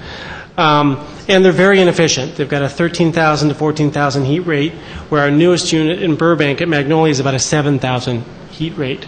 So it's about twice the new units. Big new units are about twice as efficient. Working through these major conclusions, first, we should build new generation to replace 3 and 5. They recommended a small unit for landfill gas and potentially another peaker unit, which is flexible combined cycle type of unit. Finally, they requested that we refine cost estimates and operational parameters, confirm retirement and permitting requirements. And this is tricky because we currently have emissions restrictions at the plant, and we want to make sure we optimize the emissions that we do have and don't lose those advantages in building new units. And finally, schedule a plan. So I'm going to move to the second phase, which is modeling. We developed a SURF model with, as I said, SAIC, and that SURF stands for Stochastic Econometric Regional Forecast.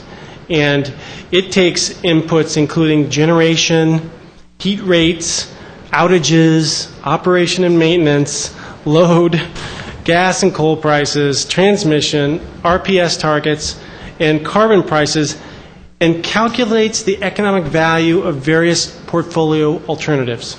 And the end result is given to us in terms of dollars per megawatt hour for that portfolio, or a total cost for the portfolio over 25 years. This model helped us narrow our landfill gas repowering options.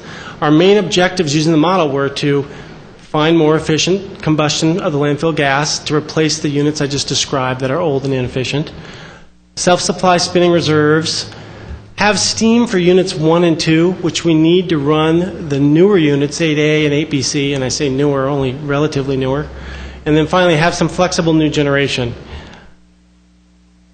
This slide talks about the 4 major decision areas that we had to address. The first is, once again, landfill gas and the alternatives for landfill gas. All 4 of these areas will be addressed in future slides. The second is repowering options for Grayson Power Plant. Third is meeting our RPS standards, which is going to be 33% by 2020. And finally, living with greenhouse gas constraints, which we are continuing to work to develop. So now focusing on landfill gas, we ran the SURF model with and without landfill gas with the current plant in place. And then we added a scenario with a new unit and with and without landfill gas. And the unit that we added was a small landfill gas burning unit, an LM2500. We're not even 100% sure yet whether or not that can actually burn our landfill gas, because our landfill gas is of very low quality. It's a 330 BTU, whereas commercial grade gas on SoCal Gas is 990 to 1150, within that range. So we looked at those options, and the techniques that they used, again, were the SURF model to estimate the variable cost. And then we had to add on top of that an additional analysis of major cost elements. The model is for variable costs. And so we had to add things like a capital cost for new units, or cleanup for landfill gas up at the landfill gas site, where we've got a lot of siloxane in the gas, and it can do some damage to some of the units. The next slide shows the results of that model run. If you look at only the blue bars, and maybe I'll help to give you the scale on the left at the bottom there is $1,600,000,000 at the bottom, and $2,050,000,000 at the top. This is the total cost to run the system for 25 years. And if you just look at the blue bars, it might seem like there's an obvious solution. If you look at scenario 3, which is repowering with landfill gas, it looks like it's the clear winner by $90 million over a 25-year period. The problem is that this models landfill gas at a price of zero, because right now we are paying a royalty to another city department, and that's going to be renegotiated in 2014, and we don't know what that price is going to be. And we wanted to isolate landfill gas to see if it made sense to burn it at all. The second problem is the model's not perfect, and the assumptions represent a great deal of uncertainty. That uncertainty we tried to represent in these red bars that overlay the blue bars in the bar chart. And so you can kind of scan across and see here that even the one that looked like the obvious solution here of 3, it can almost overlap here with what was the highest alternative, or it can overlap here with just the status quo. And so, as you can see, this is really more like reading tea leaves than science, because there's so much uncertainty, and it's a 25-year horizon that we're looking at. And I know that some of you know that, for example, in our gas operations, we don't attempt to look at gas prices beyond 36 months. And there's not even a market beyond 5 years, and once you get out beyond that, you know, there's a lot of uncertainty around your inputs to these models. Let's see, where am I pointing this here?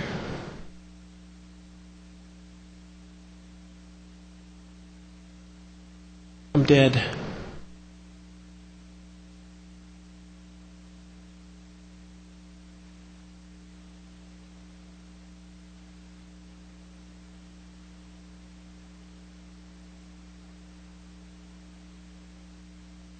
Got it?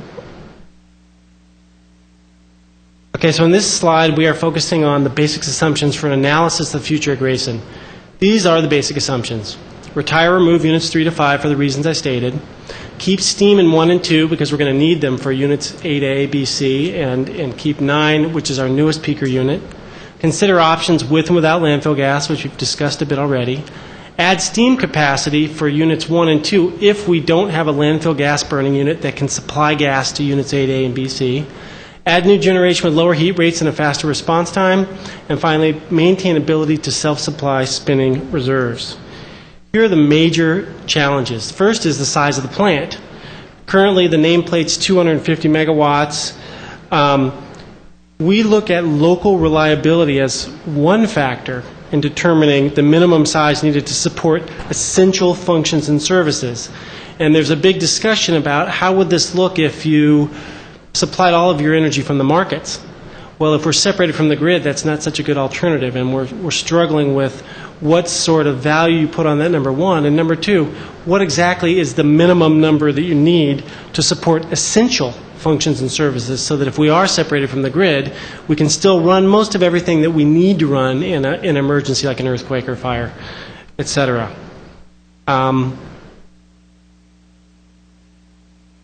Burning landfill gas, we've already discussed some of the challenges with that. Other challenges include, as I mentioned, the heat rate, but then also cleaning it up. It can be a big expense to clean the siloxane out of the gas, and we're also considering cleaning it up to pipeline grade, which currently is illegal. So that's another alternative that we need further analysis on. Control area uncertainties. There's a lot of changes going on right now with NERC WEC reliability standards, and that's affecting how balance areas are being operated, and that creates more complexity and cost to our operations. Finally, intermittent renewable resources as a challenge for Grayson. With renewable portfolio standards and greenhouse gas standards coming out, it may be getting more and more difficult for us to get intermittent renewable resources home and count them towards our RPS, depending on how the rules turn out. Next, we took those options and those concerns, and we ran a SURF model analysis of just repowering Grayson. We started with scenario 3, which is removing those units 3 to 5 and replacing them with a small landfill gas burning unit. The next scenario, which is 3A, just adds a 60 megawatt peaking unit to that first scenario. And then scenario 3B adds a bigger unit to the first scenario instead of the peaker, maybe a SCAPA type project, 240 megawatts, with us taking a 20% share for Glendale Water and Power. The results are shown in this bar chart. And the difference between this chart and the last chart I wanted to highlight because it really gives you some perspective on how close these alternatives are. The values on this chart go from 0 up to 2 billion, whereas the last one started, I believe it was down at 1.6 billion. You can see how close these alternatives really are between the three alternatives in the model run. They're only $90 million apart from low to high, which sounds like a big number, but in the scheme of $2 billion, it's only about 5%. So, once again, the landfill gas with a small landfill gas burner came in as the lowest at $1 billion, or basically round $800 million. The scenario with a peaker added came in at $1,838 million, and the highest was using a bigger unit, which came in at $1,885 million. And I guess to wrap up, before I get into RPS, to make the long story short, is there's a lot of moving parts here. There's a lot of uncertainty beyond the next few years. Even with some of the things we're doing with Smart Grid, we're pushing the envelope, and that's a couple years out. We need to confirm that the landfill gas unit that we're using will work with our gas. We need to look at some of the other units for the peaker and basically do some more analysis and read some tea leaves before we're going to be able to make a final decision on this and actually schedule a project. And I'll come back to a little bit of that in the conclusion, but I wanted to move to renewable portfolio standards. These are the rules that were chaptered in April of 2011. We basically have to hit 33% of retail load by 2020. These are the interim compliance periods. You have to hit 20% by, on average, through the 11, 12, and 13 period, 25% by the end of the 14 to 16 period, and then finally 33% by the end of the 2017 to 2020 period. And there's still some work on exactly how that's going to be calculated, whether it's averaged over the years or whether you hit that capacity right at the end of those periods. And then there may actually be progress milestones in between as well. Renewable contracts that were signed before June 2010 are grandfathered, which is most of our contracts. A lot of our wind contracts, our Titan, small hydro, those are grandfathered in the sense that they won't get kicked into these new bucket standards that are still being developed. And the reason that's important for us is transmission. Right now, we're able to take Titan, small hydro from Washington, and wind from Oregon, and give it to someone else as the wind blows, and they shape it and give it back to us the very next day on peak when we need it. And we pay a certain amount of money for that, and that's very important. The problem is that the regulations, some of these bucket regulations that they're coming out with, don't allow you to count that in an unlimited way towards RPS. They'd like you to have it delivered from those wind farms within the hour, dynamically, to have it count. Otherwise, you get kicked into some of these bucket rules, and I don't want to spend time to go into those bucket rules. We can come back with more detail, if you like, on RPS. But basically, the regulations are still in flux. We're participating through SCAPA and CMUA, but these larger numbers here, the 33% by 2020 and these interim compliance periods, we have to adopt a procurement plan consistent with that by the end of this year. So we'll be back to you with a plan about how we're going to reach these targets. Go to. Basically, we are way ahead of the game. We're on track to meet all of our mandated goals through 2020. La Paz Solar, which was approved recently, is going to be coming online 13-14. It's 5% of our retail load, which is 5% of the 33% RPS. In addition to that, we've got 7% of retail load of wind options, which we got from LIDWP. We're also negotiating biogas to put into Magnolia. And this simple line chart here will give you an idea of where we are. The green line shows the RPS resources that we already have. And you can see down here, this is 2011, where the green line starts to cross over the red line is around 2019. So the red line there is the anticipated RPS mandates. And you can see that even with our existing resources, we're covered through 2019. At the same time, we're currently reviewing over 200 renewable projects through our joint team at SCAPA. So we've got basically until 2019 to wrap up the remainder of the, about 8% that we're going to need to meet the 2020 goal. So we're way ahead of the game. RPS is looking very good for Glendale. The final issue is greenhouse gas. These regulations are in flux. I thought I questioned myself on what greenhouse gas was today, so I had someone get me the definition.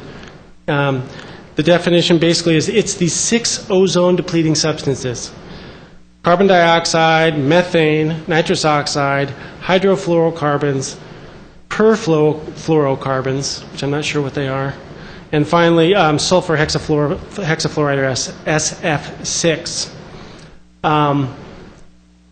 We think that the allowances that we're anticipating through the Air Resources Board process are going to be sufficient through 2020, and I'm going to show you a slide of that in a moment. After 2020, we expect to continue the use of our coal resources for now until those contracts expire. We have 2 coal resources, IPP and San Juan. In IPP, we currently have a contract that doesn't expire until June of 2027. We may repower that plant with natural gas 2027 and after, or if, depending on how regulation changes, we may consider repowering it to natural gas before that, depending on how things go. At the San Juan plant, those contracts expire October 2030.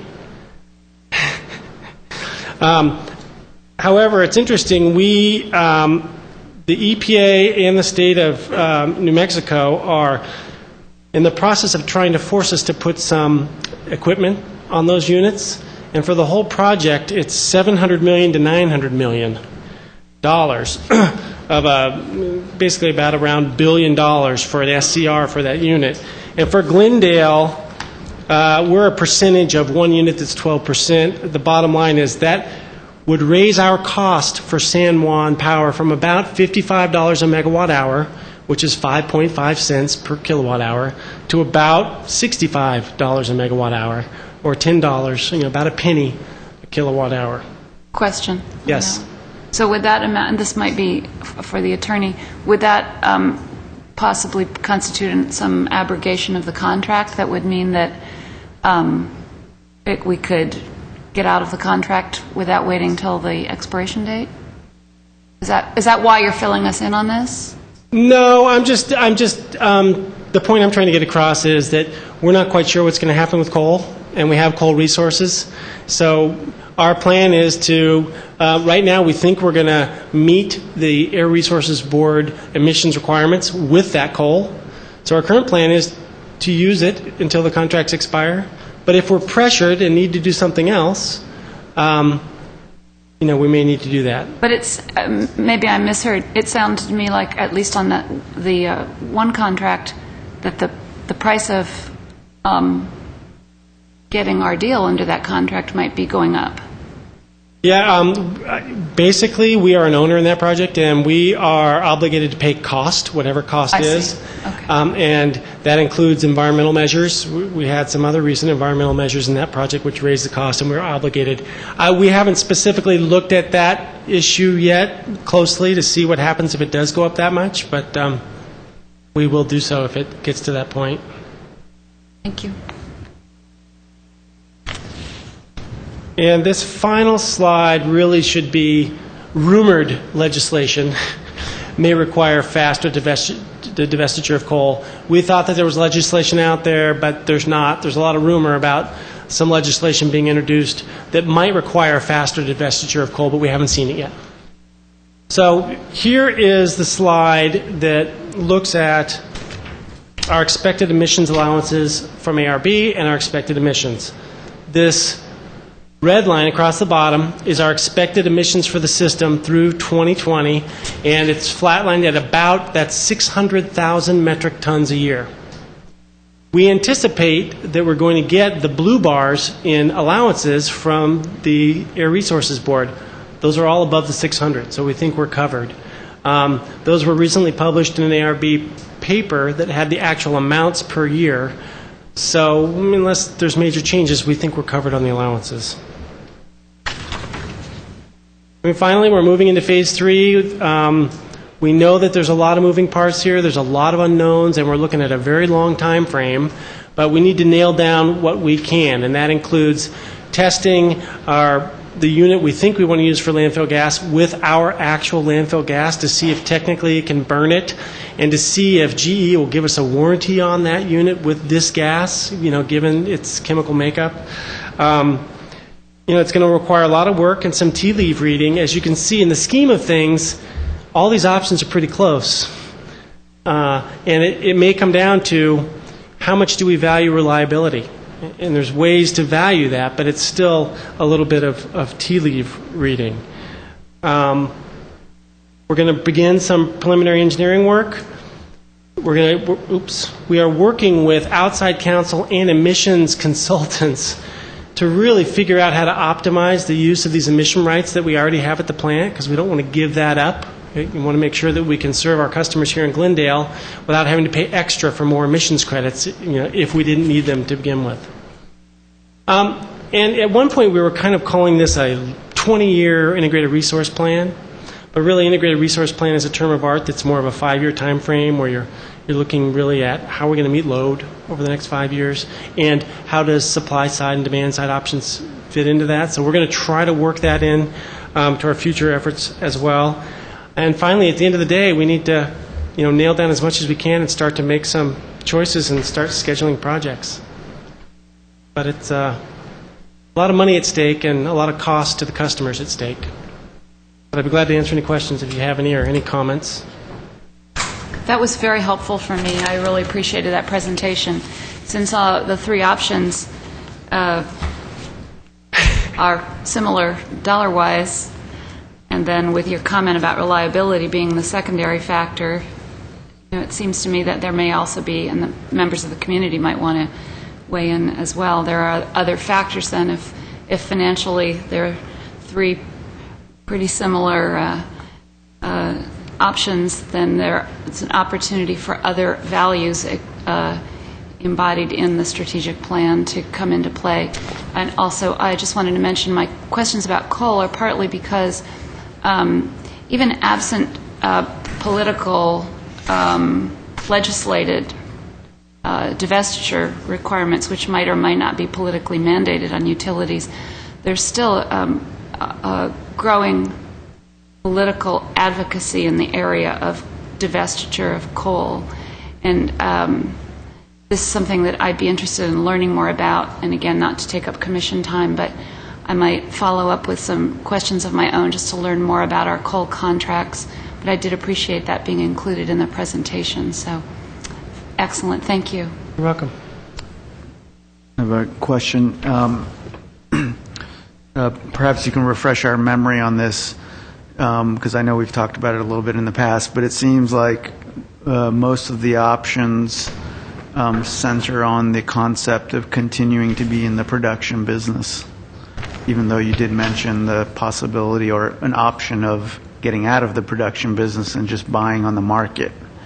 Can you refresh our memory in terms of where we are with that? Is that off the table at this point in terms of getting out of the production business as a potential exit out of Grayson, or a mixture, so to speak, with using the newer units to the degree that we have them, and then? Yeah, I don't know that we ever actually seriously considered getting out of the production business for the very reason that I mentioned, which is reliability. And our community and our council values that plant, significantly, and it's saved us on many occasions in earthquakes, fires. The '94 earthquake, I think LA was down for several days. We were up in a few hours, or at least the same day.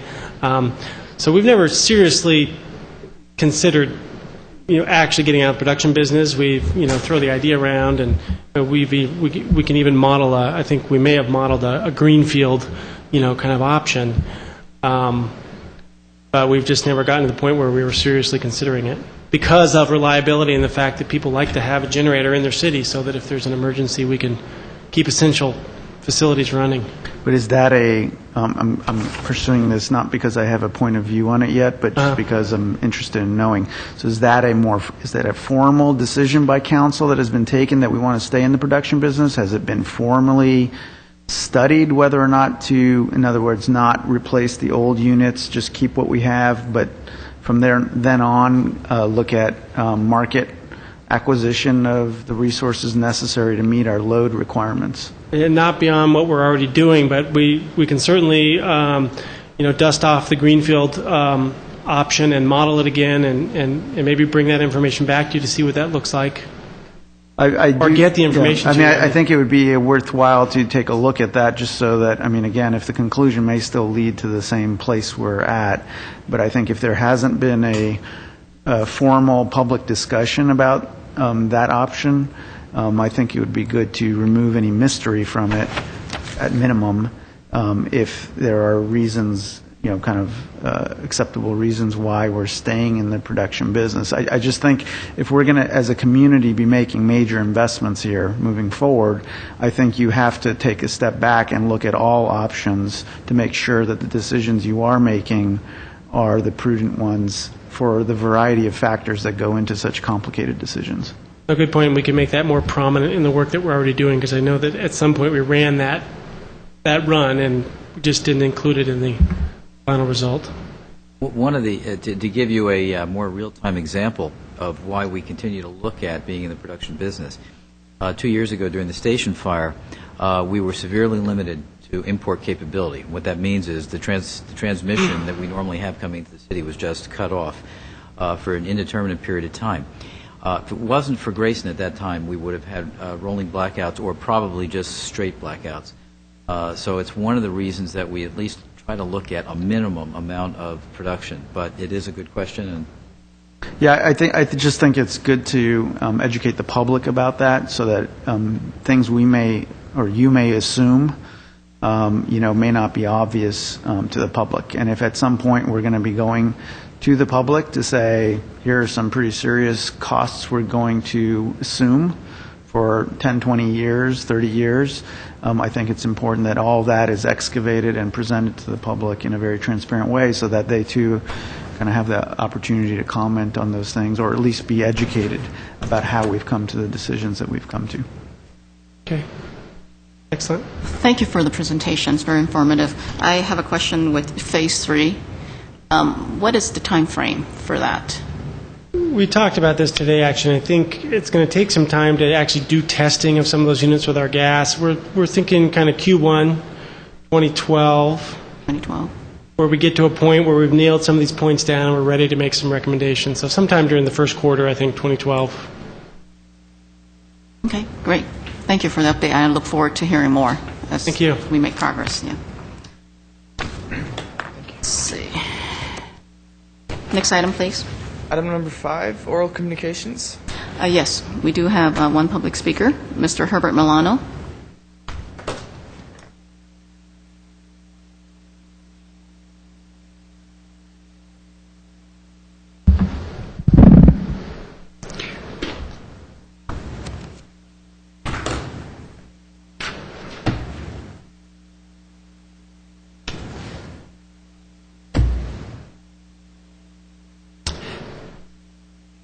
Good afternoon, Commission President Chen, Commissioners, and staff. My name is Herbert Molano. The city, as most of you know, has a fiscal year ending of June the 30th. And it has been my experience in dealing with my clients that just about every corporation and organization that I have serviced, I install financial systems, by the way. It is expected by 3 months after the end of the year you get the full, completely closed financial reports. But in government, we get a little bit of a leadway. We can get the reports up until the end of December, and that has been traditionally the case. Except that because the leadway is given, for the last 12 years or so, Glendale reports its financial statements in December, even though in the past, in one occasion, they did it within 3 months. By not having that information, you're basically making a significant number of decisions in the dark for 6 months. Except that this past year, even though the audit was completed in November, the financial reports for the utility were completed 11 months and 3 weeks after the end of the year, just barely after 1 year's completion. And then when you look at these particular reports, which tend to be standard throughout the industry, they all look the same page by page, it still has some significant gaps that are missing.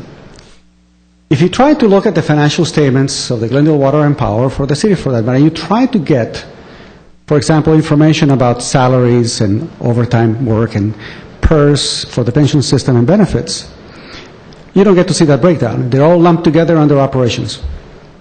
So if you look at the financial statements of the utility, you don't get to see what the actual percentage is. Now, this is a slide prepared by the Glendale Water and Power, as requested by the City Council, for the budget. And it is here that I was able to see clearly for the first time where those particular percentages are. And it is a fairly significant impact when you begin to look at some very basic figures. You see, for example, salaries and wages for 2011 were 23.5 million, and the benefits were 8.9, the pension and benefits. In other words, 37, almost 38% of that payroll cost is pensions and benefits. That's a pretty significant cost that you do not get to see or evaluate, and I haven't seen it evaluated in all of the years that I've been coming here before this commission. Now, in 2012, you see a particular reduction in salaries and overtime. In salaries, and you have a slight reduction in PERS and benefits. All right, but you're still coming up with 37.7%. Of salaries is the pensions and benefits is a significant cost. So I asked myself, why can I see that information, let's say, consistently in terms of the megawatt hour? What is the cost of purchasing power by the megawatt hour? What is the cost of salaries by megawatt hour? What is the cost of pensions and benefits by megawatt hour? And then have those bars completed and compared for you to look at and see those trends. Because unbeknownst to the public, when the city or a spokesman says our operational cost increase, the people don't know, the residents don't know that it is pensions and benefits where we're being hit. And in fact, if you take a look at the operations and maintenance, we have a reduction. So we have a 5.6% reduction in operation and maintenance, but at the end of the day, we basically come up with continual increases. Now, if you can move to, please, the slide to 23 for a moment. You see the information here on retail sales, and then you get wholesale operations. You see it's all embedded. If you jump to slide 32, I'm running out of time here. I wanted to at least show a couple of things. Here's on the water expenses. You've had operation and maintenance being close to 80%, which means, 21% is salaries, overtime, PERS, and benefits. It's when you look at it that way that it's a significant portion of the cost that we bear are right there in PERS and salaries and benefits, and those are increasing year to year. So the economy impacted us and everyone in the utility, but it is right there on that PERS section that we're being hit. so that when we ask for a rate increase, you have to take a look at that number to see how it is impacting the public. Thank you very much. Thank you. Next item. Item 6, old business. We don't have any. Next item. Item 7, new business agenda forecast. Let's take a look.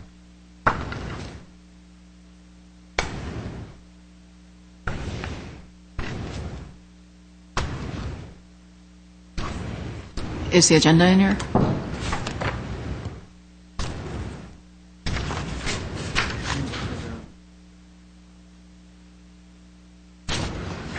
Yes. Second. Okay.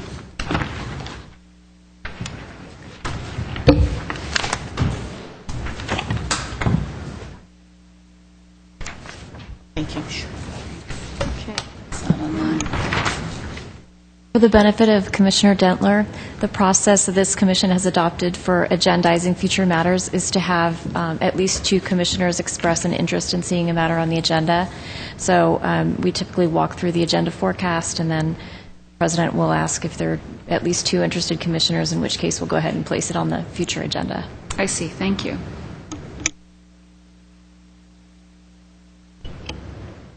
What is the electronic operations manual? But that is a cataloging, I'm trying to use the right wording here, a cataloging of all operational procedures for, in this case, the water utility only, so that regardless of what personnel we have and who's here, it's basically a mining of data and information that in many cases heads. So now we're creating a procedure and a data base so that we'll have it.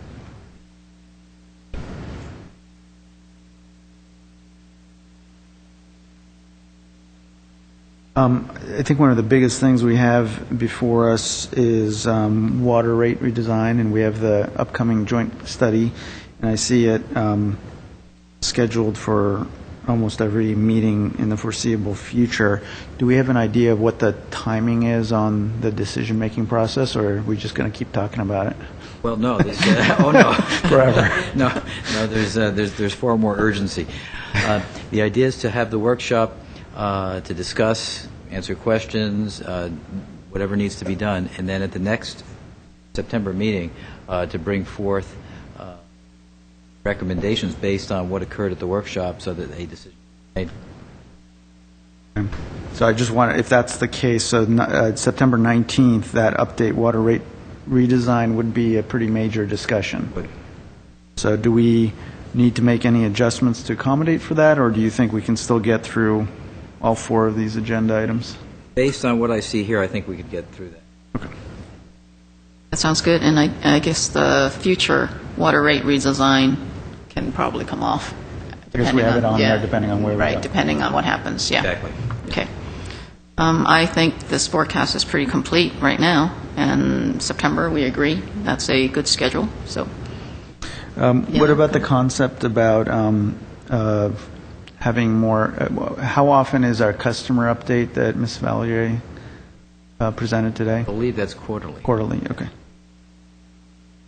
Fine with that. Sounds fine to me. Mm-hmm. That's not on here, so we'll just add it on, Fill it. quarterly. Okay.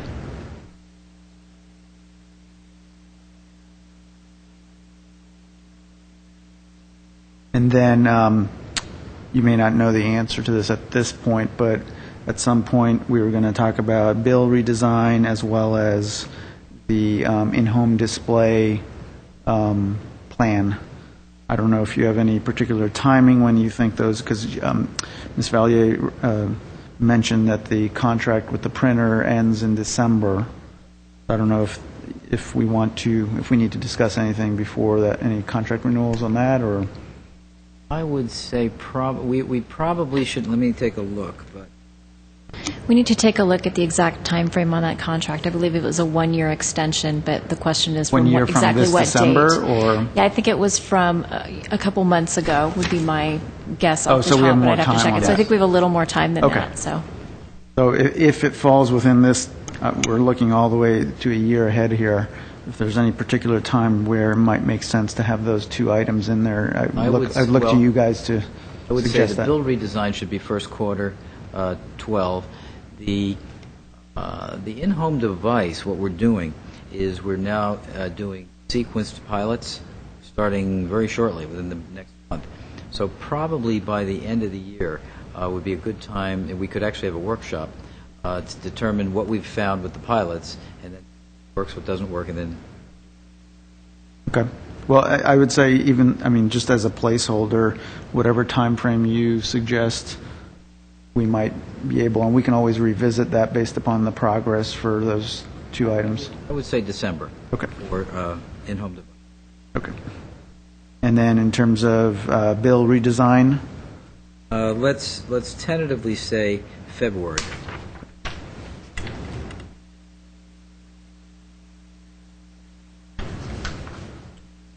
Glenn, I know you and I had a discussion, and you mentioned that at some point we're going to be looking at the power rates as well. We are. Yes, and do we know about when? Well, what we're doing right now is we're evaluating the consultant that we're going to use. So if I use the same timing that water piece took, I would guess either December or January. Okay. Okay. That's how long it'll take for the consultant to get all the various December, scenarios. January. Okay. All right. Should we get that on the agenda? Or Put that in December, too. December, Yeah, okay. Of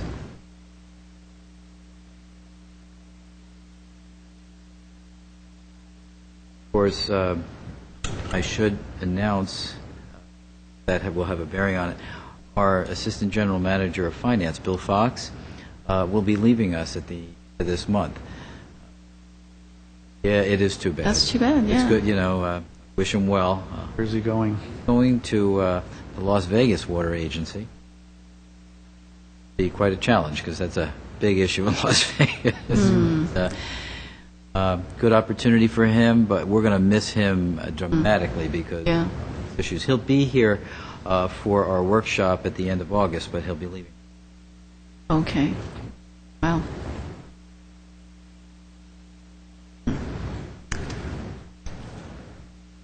Do we have anything else?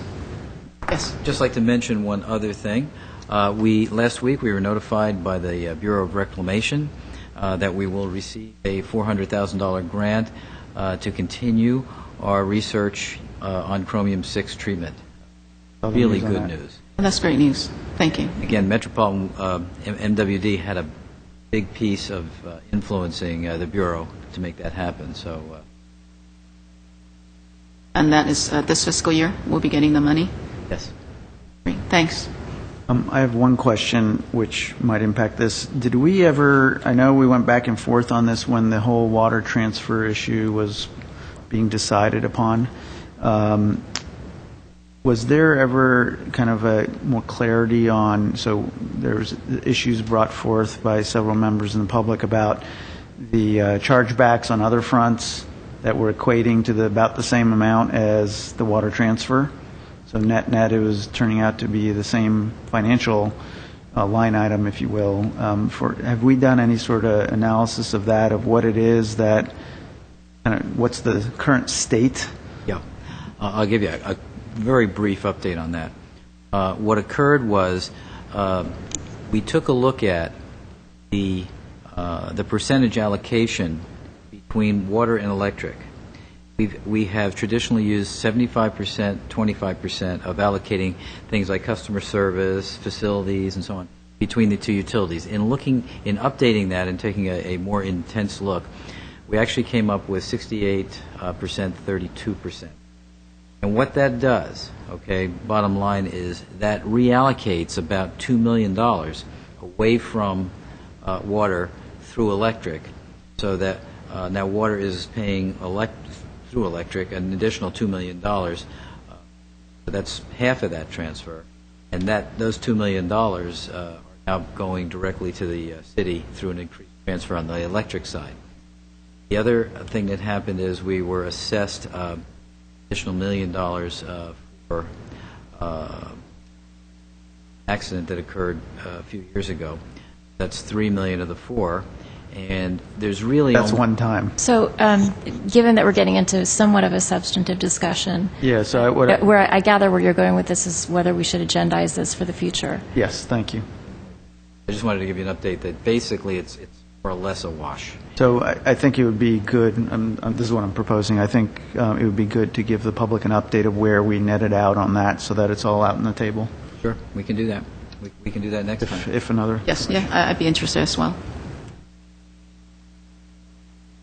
What month are we scheduling that for? Well, since that should be hopefully a short discussion, because it won't take long, I basically just gave most of it. We can do that next month.